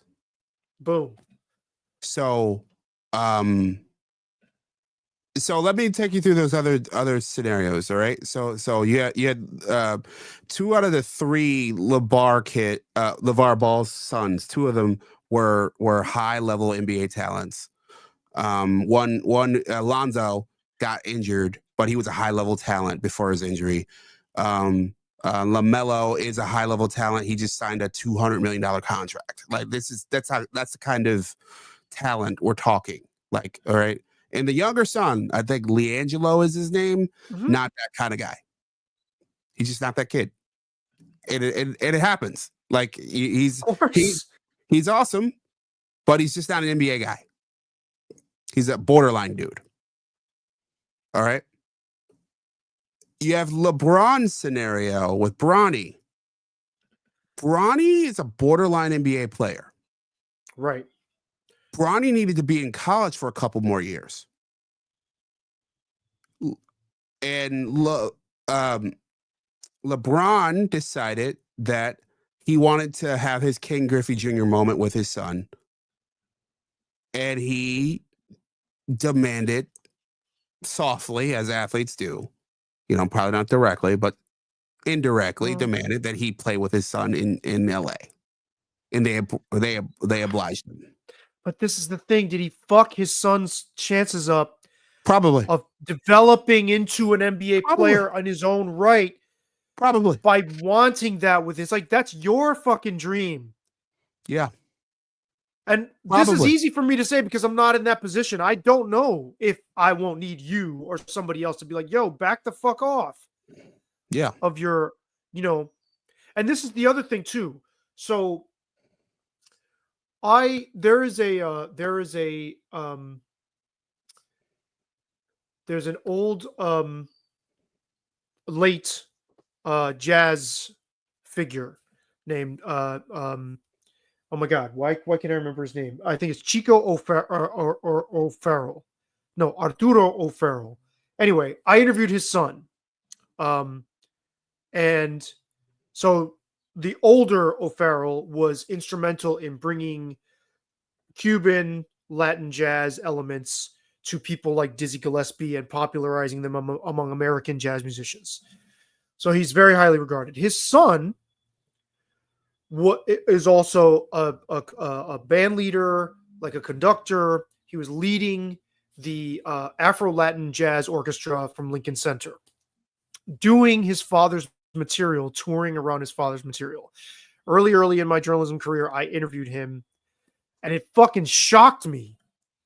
The guy tells me, now he's in the middle of touring a tribute to his dad's legacy and body of work. His dad has passed away this morning. He goes, oh, he hardly ever talked about music with me. We didn't really talk about it. I got the sense he felt threatened by me. Wow. And I was like, wow. And I thought about this because I don't have this problem. The first thing I knew in my life was that I was not going to be a doctor. Grown-ups would ask me this all the time when I was like 4 years old. Are you going to be a doctor? And for those who don't know, Sabby's dad is a doctor. So, and I was like, no, hell no. And I mean, obviously, even if I did do that, my dad's like not famous and you know, any of that. What must this be like for kids? Dude, if you're Deion Sanders' son, I think even Deion isn't even more. I know LeBron is a bigger star, but in terms of accomplishments, I don't think so. Okay, but in terms of accomplishments in his field, you don't really get higher than, you know, like he is undisputably one of the greatest. How the fuck do you feel as his son going into the same line of work? How do you feel as LeBron James's son? You know, I actually talked about this. How do you feel as Bob Dylan's son? Yeah, Jacob Dylan. I mean, Julian Lennon, right? Who I really, really like, by the way, his music. But I mean, my God, it's like, how do you put up with that? And I think in previous generations, to contrast this, right, with generationally, I think people like John Lennon and Bob Dylan maybe were neglectful and did not support, or this Arturo O'Farrell's dad, fucking hands off, like you're on your fucking own, kind of. I don't know that for a fact about all of them, but now you get the helicopter. I'm pushing you, push. Like, hey everybody, this is my son, and it's like it's swung too far the other way. I wonder if that's what we're seeing. Yeah, I think so. I think that this is definitely like I think we're back to hubris, and we're back to sort of self-absorption. I think these dads, you know, they're not allowing them to I can't, you know, it's interesting because, you know, like you also mentioned race a bit ago, and like there's all these people who have sort of spoken to how they think that all of this is sort of how do you say it? That this is bravado. This is a cocky black quarterback, cocky that they're being treated this way because they are black, and I don't see it. I just don't see it. Right, he's being punished for being the cocky stereotype. You know, yeah, right. And there were no, both these athletes and their fathers. Yes, and who was it? Jason Whitlock. Oh, of course, we'll get to him. Played a clip of Ryan Clark saying, "How come, you know, this is happening to Shedeur? What happened with somebody like Baker Mayfield and Johnny Manziel?" And so it cuts to Jason Whitlock making that face, and he goes, "Ryan Clark is brain dead, and he's a liar." And I thought I was like thinking, I wasn't thinking he was brain dead and a liar, but it's like, dude, people tore the shit out of Johnny Manziel. They tore him up. Yeah, yeah. And Johnny Manziel dropped in a draft dramatically too. Not this bad, but he dropped big time. Right. So what the fuck is he talking about? Like that this is and there is something. Also, I wouldn't necessarily want to be comparing myself to Johnny Manziel if I am Shedeur, because Johnny Manziel was out of the league in like 2 years. Right. Well, that he didn't compare himself. Ryan Clark was doing this on his behalf, as if Yeah. there's a double standard. And I think there's a real pervasive malady in American Black culture where bluster and overconfidence is perceived to be powerful and threatening to white mainstream America, when really it just seems compensatory and insecure. And I've said this before when we were talking about Shaquille O'Neal. That's the last fucking person on earth that should be bragging, and it seems to me should need validation from the public about whether Shannon Sharpe thinks he's one of the greatest players or not. It's like, dude, you are. Like, the fact that you are so sensitive about it says to me you're fucking insecure, and blustering your way through it doesn't convince me of anything. Dion is another one. It's not that America wants Black people to be so passive, and quiet and like little church mouses and submissive. That's not the fucking issue. The issue is it doesn't come off as confident. It actually comes off as kind of over the top and compensating for a deeper insecurity, and that's hard to watch. And Shedeur Sanders with legendary, dude, if his dad was just an everyday dad that nobody fucking knew, that was not a famous person, was just a dad who coached him, I fucking guarantee you he wouldn't be painting his room like that and stuff, or having a press conference like a broadcast. Yeah. I mean, this is hugely humiliating for him. After he doesn't go in the first round. Right. Turn the fucking camera off. Yeah. So it's what confidence is not bluster. And this is also what bothered me about LeVar Ball too. But I guess in LeVar Ball's case, it works. You can bluster your way. Well, I don't know that it worked. I mean, he got lucky. I mean, it's like he's just not, like, his kids were just better. They were what he said. They happened to be what he said they were. But I mean, Lonzo ended up getting traded from the Lakers. So yeah, Lonzo. Well, it doesn't matter if Lonzo gets traded from the Lakers. I mean, being in the league is just sure, okay. But what he said, his vision board thing. Oh yeah, with the dumb Laker thing. I don't. They think were all going to start for the Laker, was it? Yes, but what I'm saying here is, yes, those kids are obviously very, very talented. But the fact that he pinpointed a target and he fucking hit the bullseye, he actually made it. It did happen, and then he starts talking, and like, and becomes a headache for the organization. That's what I'm getting at. Yeah, they did. He. I think it was. He did cost them. Like, I think they may have kept them longer. On the Lakers, him longer on the Lakers if he wasn't like he was. That's what I'm saying.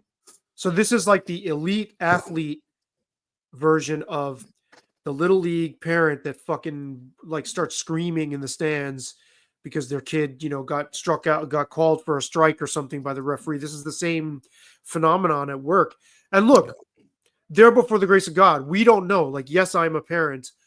I'm not in anywhere close to what Deion Sanders or LeBron James's position or even LeVar Ball's position would be on this. I just hope and pray I have the grace to either, and the self-awareness to step back if I'm overdoing it, or that somebody else, that there's a pushback if I do.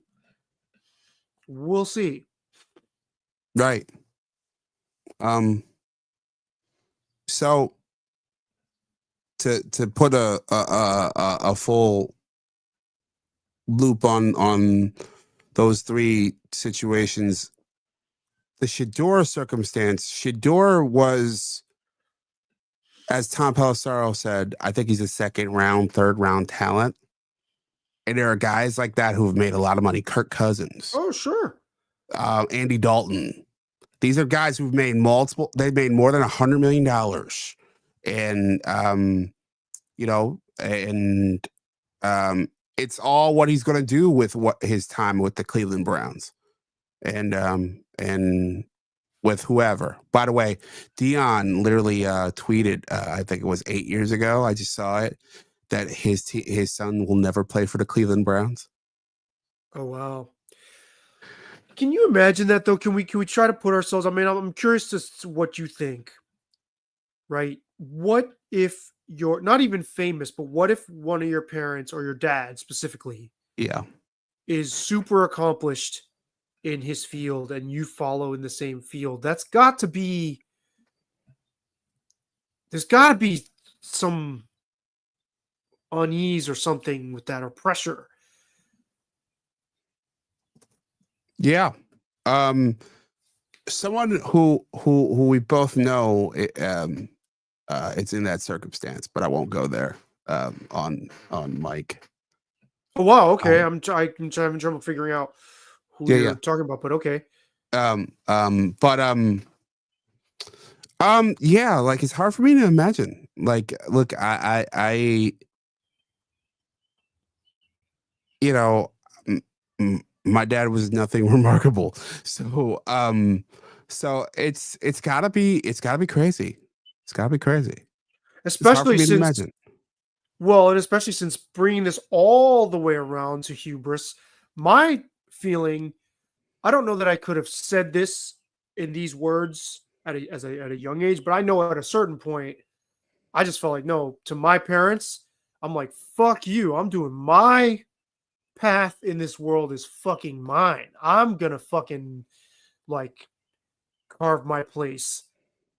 And not even really to slight them or anything like that, but it's like, this is my fucking life, right? And that, I think, shows a measure of hubris too, because if my parents had like owned a dry cleaners or something and expected me to take on the family business, I'm like, no, that's also a little bit too much maybe.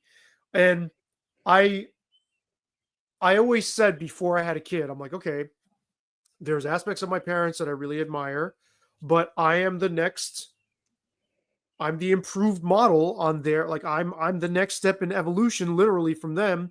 And when I have a kid, I want to feel the same about that kid. Now I have one. It's easy to talk that game when your kid is 7 years old and still in elementary school. If she goes into writing and smokes my ass in terms of accomplishments, I don't think I'd have as easy of a time with it. Like if she goes beyond where Wouldn't you I'm just be at, proud? I think I would be conflicted. I'd be proud if I was okay with my where I. It's like we hate our friends when they become successful. I don't envy anybody as long as I'm cool with where I'm at. Right. Wow. I like, If somebody is beyond where I think I should be, I don't envy them. I feel like I'm holding myself back. well, yeah, I'm with you. I find it like no, I'm with you on I don't know that I envy, like there's a couple people, and I won't mention names, but there's a couple people who I consider contemporaries, who some I worked with, others I did not directly, who have gone on to have, bigger success than I have. And I don't begrudge them, because I kind of didn't see my path being their path. It's kind of like you were saying with your parents. I knew that, and I still know My goals, like for me, like there's a reason why I got Art Bell in the background here, right? So like my goal, you know, uh, you know, late night daily talk show. You trying to look too closely here? No. I'm seeing another book, but yeah, but it's okay. Oh yeah, there's a bunch. So like there's The Long Emergency. You got The Craft of Interviewing, one of my most important books. I got Nathaniel Hawthorne, 3 Nice. complete novels. But that's not Mathias- Mayor Ed Koch right behind you, is it? The Psychology of Koch? Totalitarianism. No, so to your left, there's Yeah. a guy like a bald dude. Oh on the- no, that's Herb Cain. Okay. Herb Cain. The podcast, the Daily Show that I have been doing infrequently the last couple months, is in part inspired by him. Okay. He was a columnist in San Francisco for 50 years, Nice. and he did a daily column for most Love of it. that time, which is That's insane. awesome. I know. I love how you have his. I didn't know that. I love how you have him right behind you. He's like smiling on you, kind of. I love that. Yeah. But you were talking about the Psychology of Totalitarianism. Sorry. Yeah, Matthias Desmond, really Okay. fantastic. You read it, it reads like America over the last 6 years. And then again, as I mentioned, The Craft of Interviewing, Yes, super Craft of important Interviewing. book. That book. Fantastic. Now wait a minute. Did you already have that book, or had I mentioned that book to you? I already had it. You mentioned it Okay. to me. I already had it Okay. though. Here, those guys have all the fun. Yeah. I mentioned it earlier. Super quick about that book.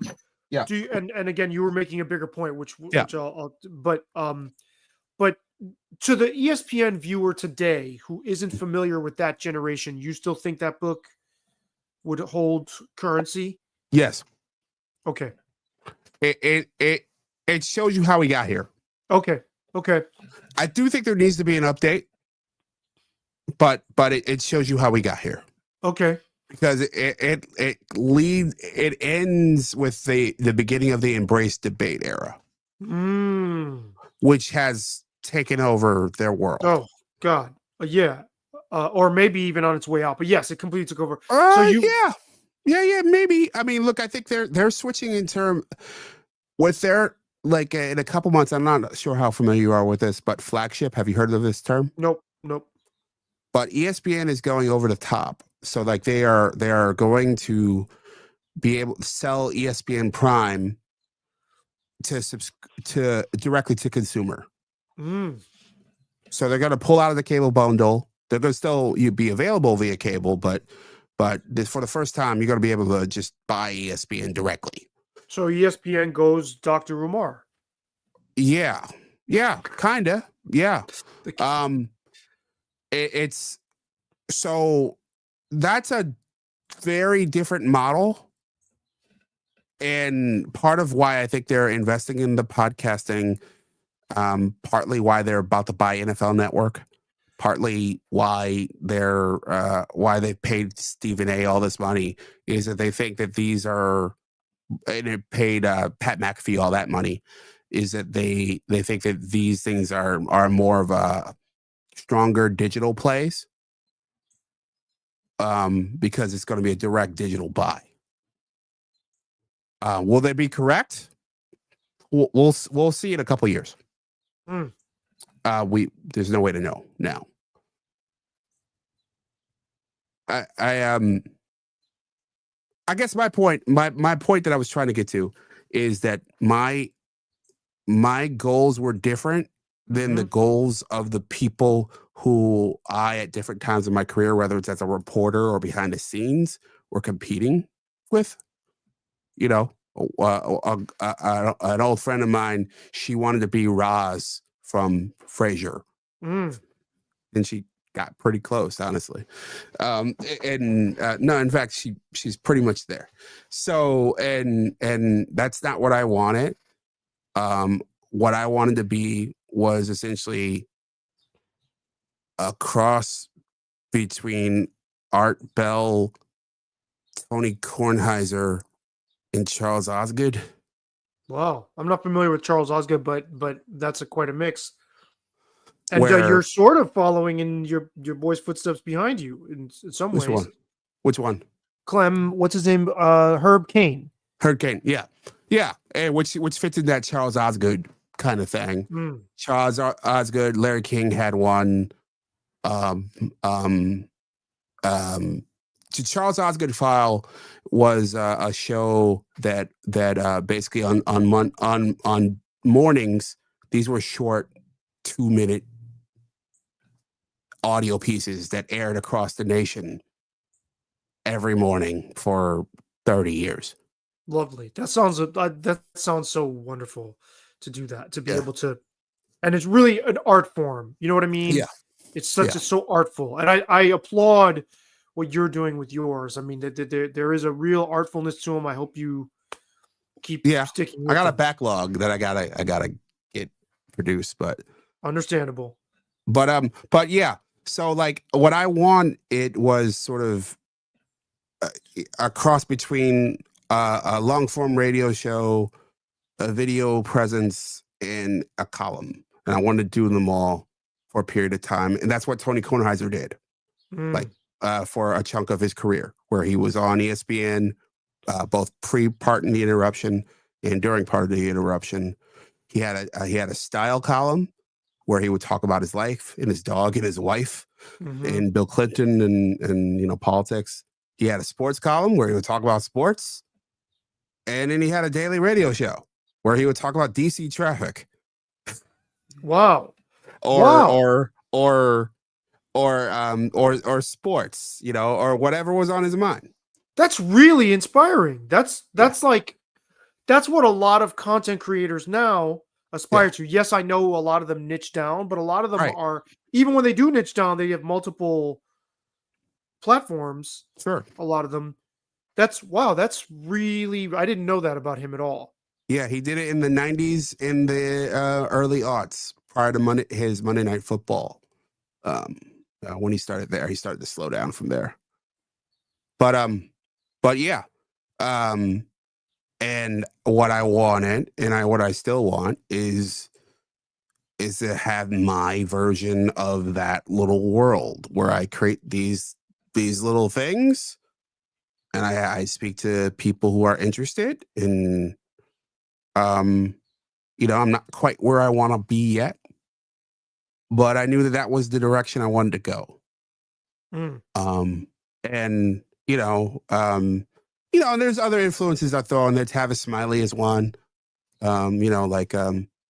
Especially like I work in government communications now, and he worked in a similar job before he moved back into journalism. I always admired his talk show, and right now he owns a radio station and does a daily talk show in LA.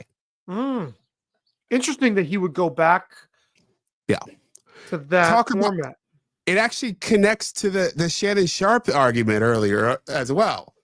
He went down because of allegations that he actually fought and won on, but his show was destroyed. He owned the rights. Yeah, his nightly PBS show, which used to follow Charlie Rose, which is another interesting analog in this one. Sure. Both on what's happening now and then. But Tavis owned his shows. He owned his back catalog. He produced them. He owned it. So he was able to sell like the rights to air his show to obscure cable networks. And he used the money to buy a radio station in LA and said, screw it, I'll go on the radio and I'll have my own show. Well, so this leads to your question that you asked me privately. Yeah. Do you think Whitlock is jealous of Shannon Sharpe? And I said degree. no. I said that I think maybe 10 to 15 years ago he would have been. So there's a lot of parallels here. because I also think Whitlock saw himself as a person whose vision and way of thinking set him apart and wouldn't slot into some of these other forms of mass appeal, even though he's been extraordinarily successful and did work at so many of these, high level platforms. I would just say quickly, in my case, I never have felt that anyone else is taking anything away from me. So if I see somebody who's further along than I want to be, I'm not so much envious of that. It immediately comes back to, well, nobody's in my way. I'm in my own fucking way, right? But I feel better about people killing it if I'm better about where I am. So I don't know how I'm going to be if my daughter eventually exceeds me in achievement. I don't know how, I'm sure I'll feel proud and maybe a little jealous. But I think in the whole, because what you're describing with Tavis Smiley, I'm like, oh, that must be nice to have your own network or station, do your daily thing like that. What I imagine that daily routine as being really kind of a nice way to exist, right? But does he feel like he lost this broader profile? And is his life better? Is his quality of life potentially better for having lost that? We don't know, obviously, right? We're not in his shoes. But I think Whitlock sincerely has made the calculation, look, I want to have my little fiefdom online, and I don't need to be part of that bigger machine. And he makes a fucking really good, like, his whole bread and butter is taking shots at that machine. So he's probably thankful that it exists. But I don't get the sense he wishes he were Shannon Sharpe. I do get the sense when he attacked Scoop Jackson so much, which I don't think was unwarranted, but I do get clearly the sense that he's like, if you don't have the skills to be in the game, get the fuck out of here. Yeah. I think that bothers him. When I think people, that's part of his, isn't that part of his Stephen A critique too? Oh, God, yeah. So I think, is that jealousy, or is that like, yo, you're not bringing your full, you don't even belong on the same court. Why are you getting propped up? I think that is a big, yeah. With Shannon, though, I don't think he feels that way. I think he feels Shannon's an extremely talented, I don't think he thinks he's a journalist, but I think he feels he's a very, very talented broadcaster. And maybe doesn't want that life anymore. I think he would have been jealous before, but maybe not anymore. That's me. Okay, so I think I want to speak to a couple elements of that. I think that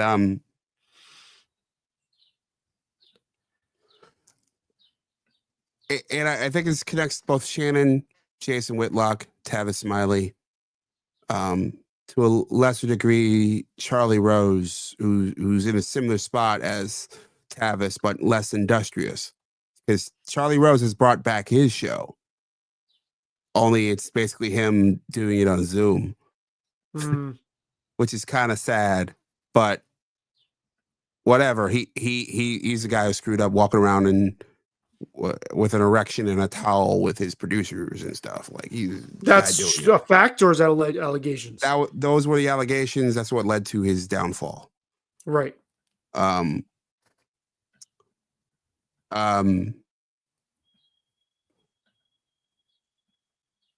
Everybody is going to their fiefdoms anyway. Right. So in some ways, Whitlock is a little above ahead of the curve. I think Glenn Beck was ahead of the curve, going even back a decade, where he said, well, no, what is it, a decade and a half, where he said, like, hey, where he left Fox News and he like, hey, like I'm saying no to your new contract. I'm going to go build something over here. And I think people are going to follow me. Whereas Tucker was nudged into his own fiefdom, and Louis C.K. was forced into his own fiefdom. Yes. Well, Tucker was forced. He was forced. Right. Right. And Shannon is about to be, I think, forced into his own fiefdom as well. Yeah, and I think that's the thing. I think that's where we're gonna be until there's a uniting force, and I don't know where that uniting force is coming. I think it's gonna be just fiefdoms. That's why I think Shannon will be okay. That's why I think Whitlock, and I consider what Whitlock has done already is highly successful. Oh, yeah. That's sort of our, you and me, that's our ideal. Sure. Because we are somehow, I mean, we've seen all these successive waves of media, but we're shaped by this idea that you can go, like, my vision board of success, I look at my media presence as I own the online equivalent of a bakery / cafe in the Finger Lakes that's got its clientele. They love my cakes and pastries and coffee. They love the atmosphere. It's a manageable clientele. It's not 3 million fucking people feeding back off of the things I'm saying all the time. Now you can call that sort of preemptively self-defeating, but I want a small, manageable business online. And that I get to talk to people who, come and hang. You know what I'm saying? So I think Whitlock's version of success to me is much closer to what and I think you would rather have anyway than this big giant. I don't know about that.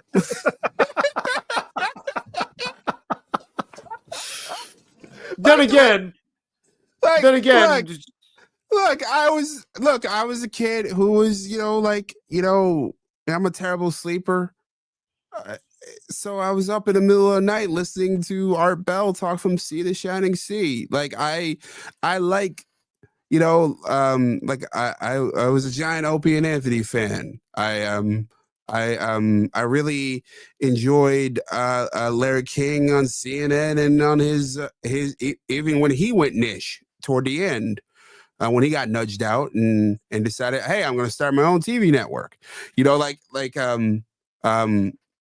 I like. Part of me is wistful for that old age, but I know it's over. Right.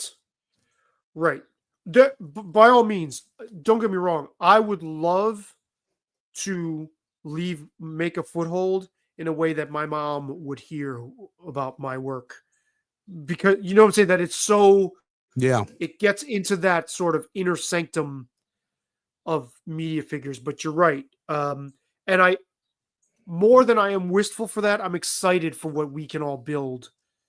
And it's fucking hard. It's not even easy to do it. Yeah. It would take an enormous amount of work anyway, just to even get to what I'm envisioning.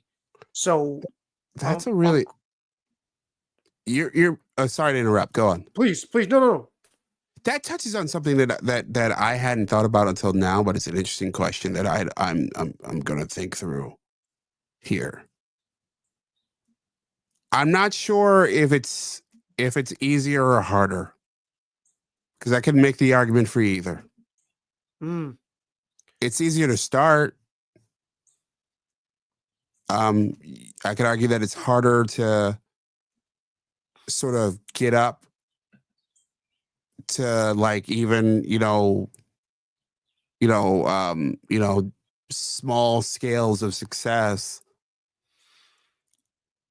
Back in the day, even back when I graduated from college in 2006, getting even like a part-time gig in radio, like I did for a little bit, was like excruciatingly hard.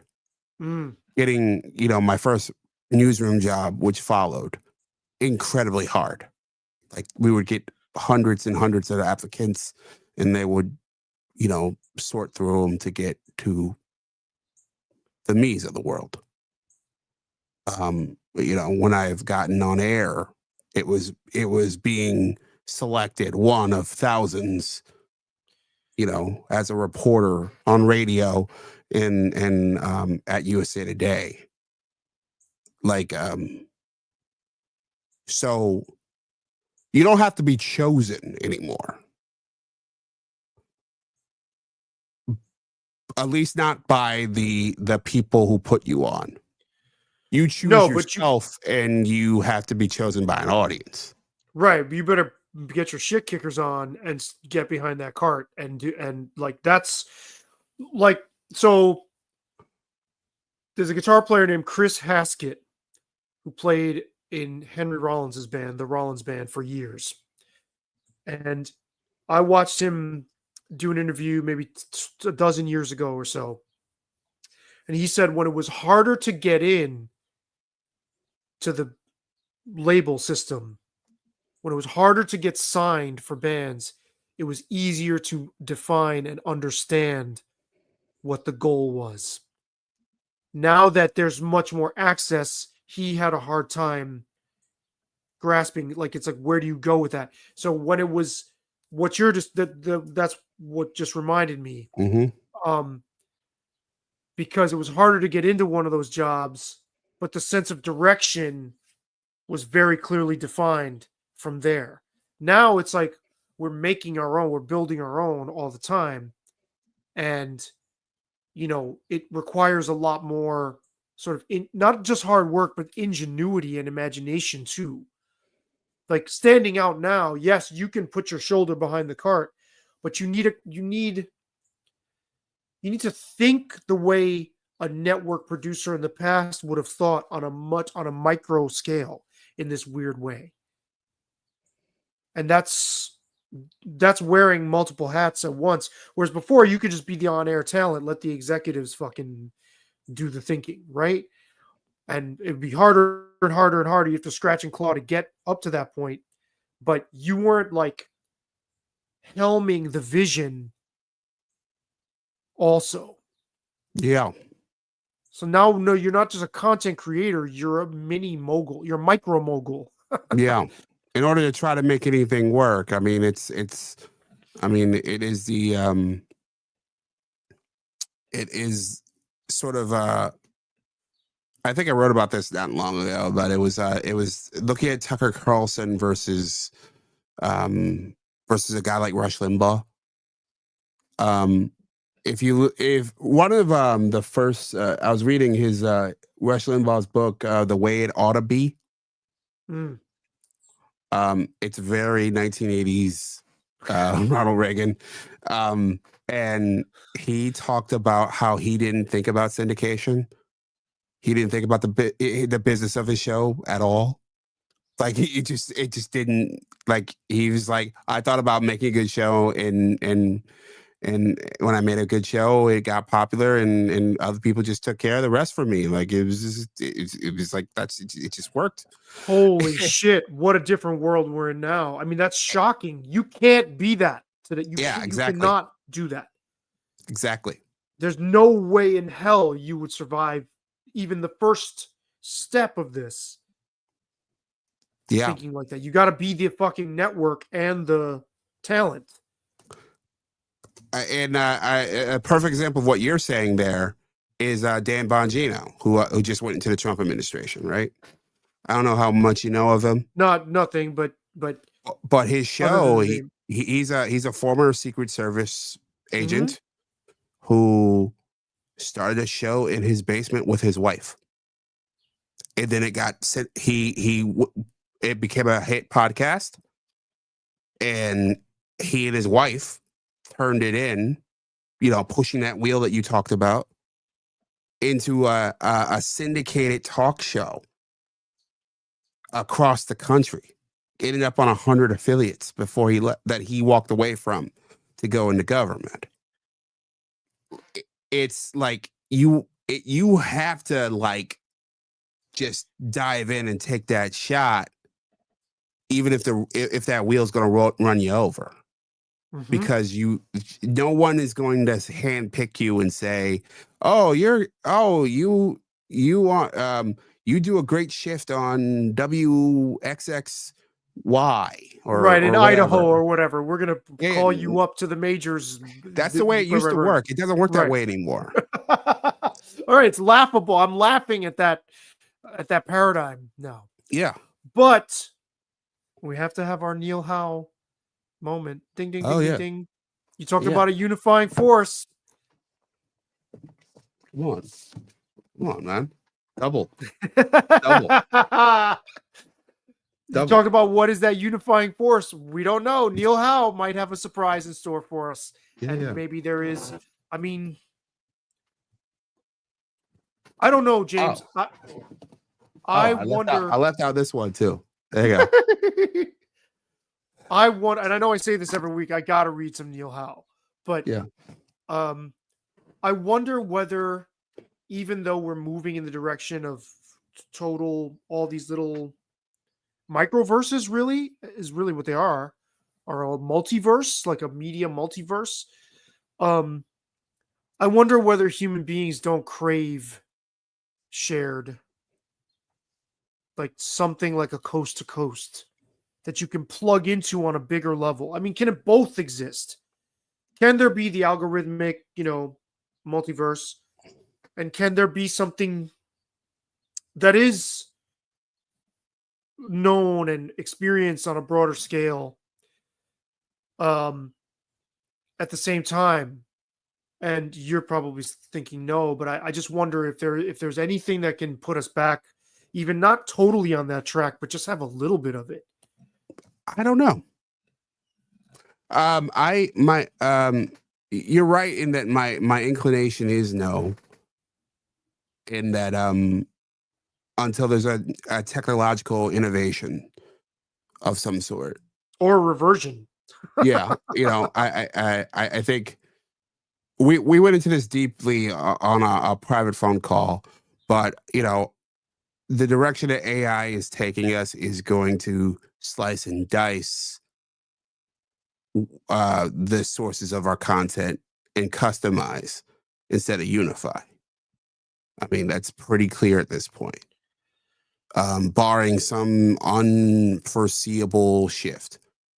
I'm trying to look at see if there's another book around here that I was reading a few months ago, which walked it was yeah, give me one moment. Sure. I mean, I have a question for you. I guess that I'll ask what barring some technological shift. This is one of the coolest things I found on Amazon. Okay. It's American Journalism by Mott, by Frank Luther Mott. It's the history of newspapers in the United States over 260 years, from 1690 to 1950. This was originally in the Washington High School Library in Cedar Rapids, Iowa. It's fantastic. And basically what Mott does, and Mott is one of these like media historian people, and he walks you through basically how basically newspapers and media shifted over the course of those 250 years. Right, because you've said for a long time where we are now is where we started. Yeah, we're things look and feel a lot like the late 1800s, early 1900s media. That we don't. It's not like, I like to say there's nothing new under the sun. Right. The Ecclesiastes. So you talked about barring some technological shift. What if it's not a technological shift? What if human cravings go in both directions? So all of us, I think, if given the option, do enjoy having things a la carte. We like encountering the things we like and not the things we don't. Right? If someone can clear a path for us and give us more of what we want to see, I think all of us are going, yeah. And that's what algorithms to some extent do. They do it a little bit too well. But what if we also have a deeper craving for something shared, some shared mythos to bring We Joseph do. Campbell into all this, right? And Yes. so, how do Another one of those? my favorites. Okay, so how do those two things play out? Because if we have this deeper desire, we're going to find a way to satisfy it. Because No, look, go so ahead. you're saying, how do we get? So you're saying the now the cart is ahead of the horse and it's rolling down the hill and there's no way to. I think the two things aren't exactly. They're related.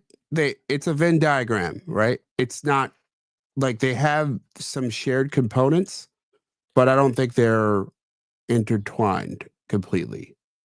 I do think you're right, the shared mythos, and I think partly of why I believe we're so divided right now as a nation, the United States here in 2025, and really over the last quarter century or maybe even longer, is that we don't have that shared reality. We don't have that shared mythos. Like we were very divided on what America is as an entity, what it should be, where we're going. We never post. Honestly, I think probably post. I'd probably point to post Berlin Wall on that. We just did. There was no. We haven't had this defining drive. What our leadership hadn't pointed to. We must do X as a nation, and there's no this existential big goal that we're all moving toward. Right. Like that kind of didn't exist.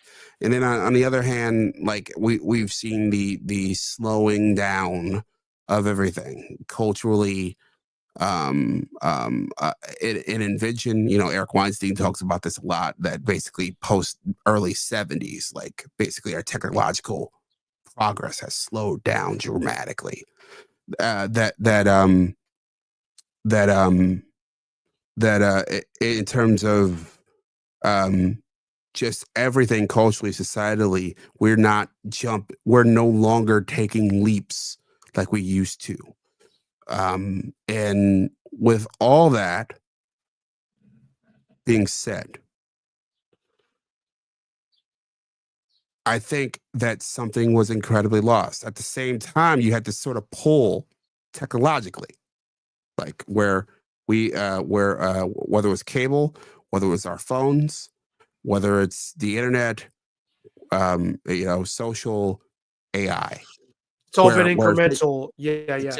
Just fragmenting. Mhm. Now, how do you unring that bell?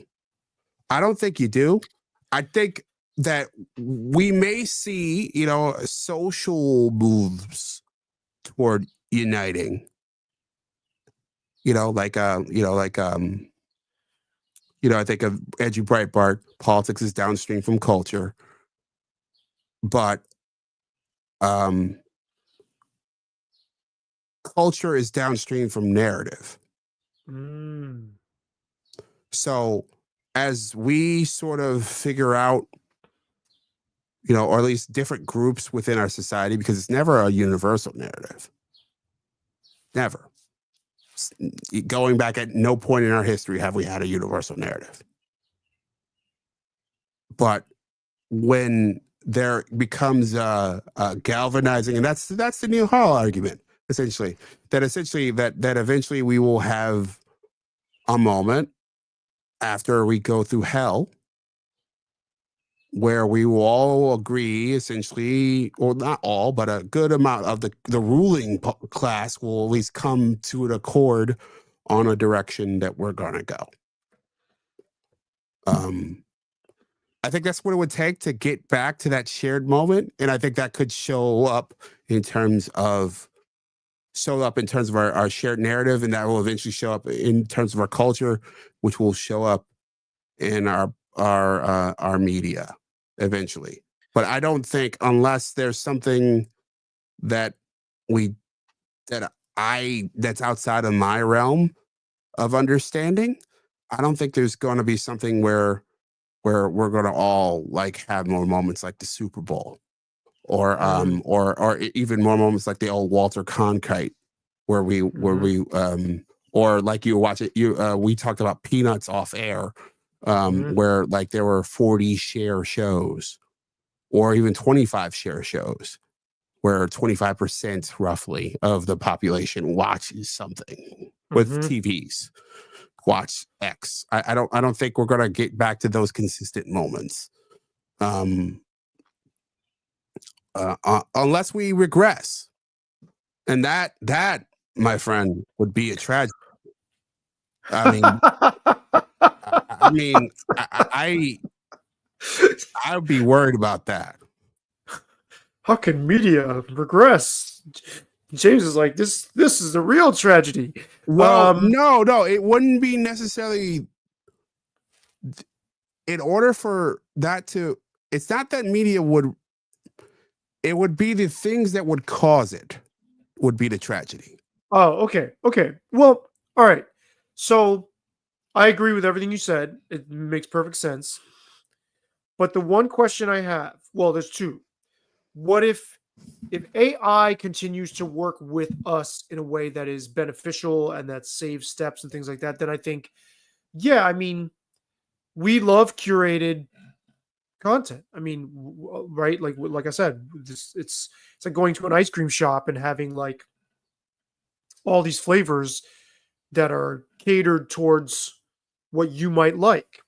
But one of the things I've noticed is that a lot of online things that go like viral or memes or are posted, they harken back to a time when things were shared, and even younger people seem to have a sense that they're connecting with something Yes. that was of a moment. So you see things like The Office, or when we get off here, I'm gonna fucking zone out after a really hard week and watch Siskel and Ebert reruns on YouTube in like low quality, low resolution. And it's like one of my favorite things to do. And why is that online? Why so it's there's clearly a desire to get some of that back. Could AI help us do that in some way? Or what if AI became the thing that unifies us because it's a threat? And we have to. Well, yeah, that's where I was going with like whether it's a threat or there's an EMP or there's a holy crap, James Gladstone, the GM of the Jaguars, looks like Andrew Schultz. Oh wow. That's Okay, pretty all right. funny. Sorry, I just turned That's my okay, head. that's okay. No, that's okay. But woof. He should have him on the show. Maybe Akash is actually Cod's. Oh, what the fuck is Tony Khan? Yeah. Oh yeah, it'd be great. They should do a spoof. They should totally do that. Yeah. Look, I think that there could be some sort of regression technologically. If I'm not a climate change alarmist. I'm not against the idea, but I'm just not sold that it is what it's been sold as. But let's say what? You're not convinced we're going to end up in a world made by hand, and you have the Kunstler book. But I'm not convinced of that at all. Shout out to Jim Kunstler. Totally. So I'm not convinced of that. So, but let's say they are 25% right. That leads to regression in all the stuff we're talking about, right? Technologically, I think it leads to regression culturally. And the world history has gone through those periods where things. It's not a straight line. Like sometimes we go through. There's been massive die-offs. I'd spent some time over the last few months looking into the Bronze Age collapse, which I don't know. Or we saw major dominating cultures just sort of go poof. like and learning about, you know, the collapse of Rome, and like, you know, it's one of these things. It's slowly and then all at once. That didn't mean the end of, you know, human history. It just led to the end of a period of history. So like you could, if indeed climate change is as bad as advertised, or 25% as bad as advertised, it could conceivably do something awful. We could see you know, like I was listening to a wild ass podcast. I was listening to Tinfoil Hat with Sam Tripoli, and he had this guy John Cullen on. I am John Cullen. Didn't you introduce me to him? Yeah, The yeah. sunglasses guy? Does he wear sunglasses? Yes, that Yeah, dude. yeah, Yes, yeah. him on. Who claims that like basically that the whole COVID thing went down because of asteroid strikes that was going to hit Earth. And that's how we it's wild. Okay, I didn't And know John Cullen went to that place. John Cullen always yeah, seemed to me to be real statistically sound. yeah, I agree. I was kind of shocked by that conclusion myself. And I was like, holy crap, really? This is your argument? Wow. All right. And then he talked about what was it? Yeah, that it looks like that there's a meteor headed toward Earth in a few years. That we already know about it, and that's really why we're trying. You know why, you know, guys like Elon are involved with the government, and which is just all wild, you know, stuff. But it's kind of like those black swan kind of events could easily like knock the technological, or even like a partial version of those black swan kind of events, let alone the AI sort of like going supernova and taking off, could knock us off the trajectory that we're headed on, and we could see regression, you know, easily. Well, Let on alone that some note, famine or something, some worse version of COVID, or there's a million things. What but yeah, on that note, like things are like, we must be grateful for what we have and the time we have. We've lived in a remarkable, amazing period of history. Yeah. and you know, as much fun as it has been dreadful, I guess for those of us that it hasn't been dreadful for, just you know, it's easy to look at the overabundance or the abundance of entertainment options as some way of, you know, overindulging. But I mean, look, all what we call entertainment is people wanting to connect to storytelling, and that's been Sure. a part of our human story from the beginning. You know, it's a part of who we are. I watched a masterclass commercial on YouTube before one of the videos I was watching with Salman Rushdie, Mhm. and he said, "What does a child ask for after its basic needs? Or what are the things a child asks for? Well, it's hungry. It wants to be hugged and loved. And then after those two things, tell me a story." Sure. And so, even when you look at it, when you boil it down to that, everything we're doing where we're like maybe online too much, or where we're addicted and algorithms and all that, we're just looking for stories. We're just, even when you're just doom scrolling or you're looking at fucked up shit on, you know, like short clips of, I don't know, people getting into fights on subway cars or whatever. That's all that is. And so I think we have not lost our essential humanity, is the point I'm making, in spite of all these changes around us. And although the tail is now wagging the dog and we are now following the technology that we created to produce the things we want, Now it's shaping what we want. I think at some point we might be able to recover, being able to guide it better than what we have, to reflect what we need as much as what we want. I got to hold out hope for that. Agreed. All right. So, You mean- sound so hopeful. yeah, like I'm hoping. I mean, and we went to some pretty dark places here. I didn't expect Oh, you that. think? Yeah. That's just another Saturday for me. I didn't feel that way to me, but I just find it really interesting.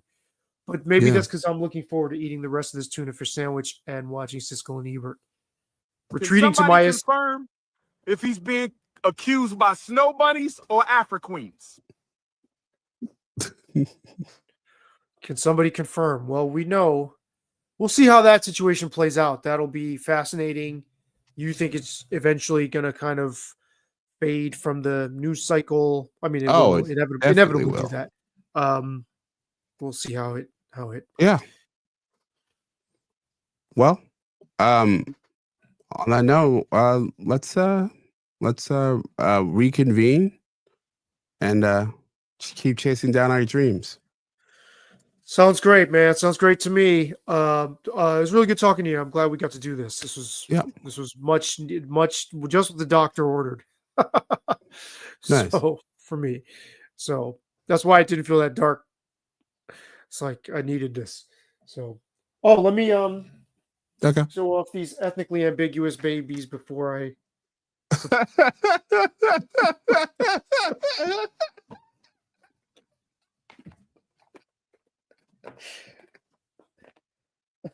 Well, I guess this one is legitimately one. yeah.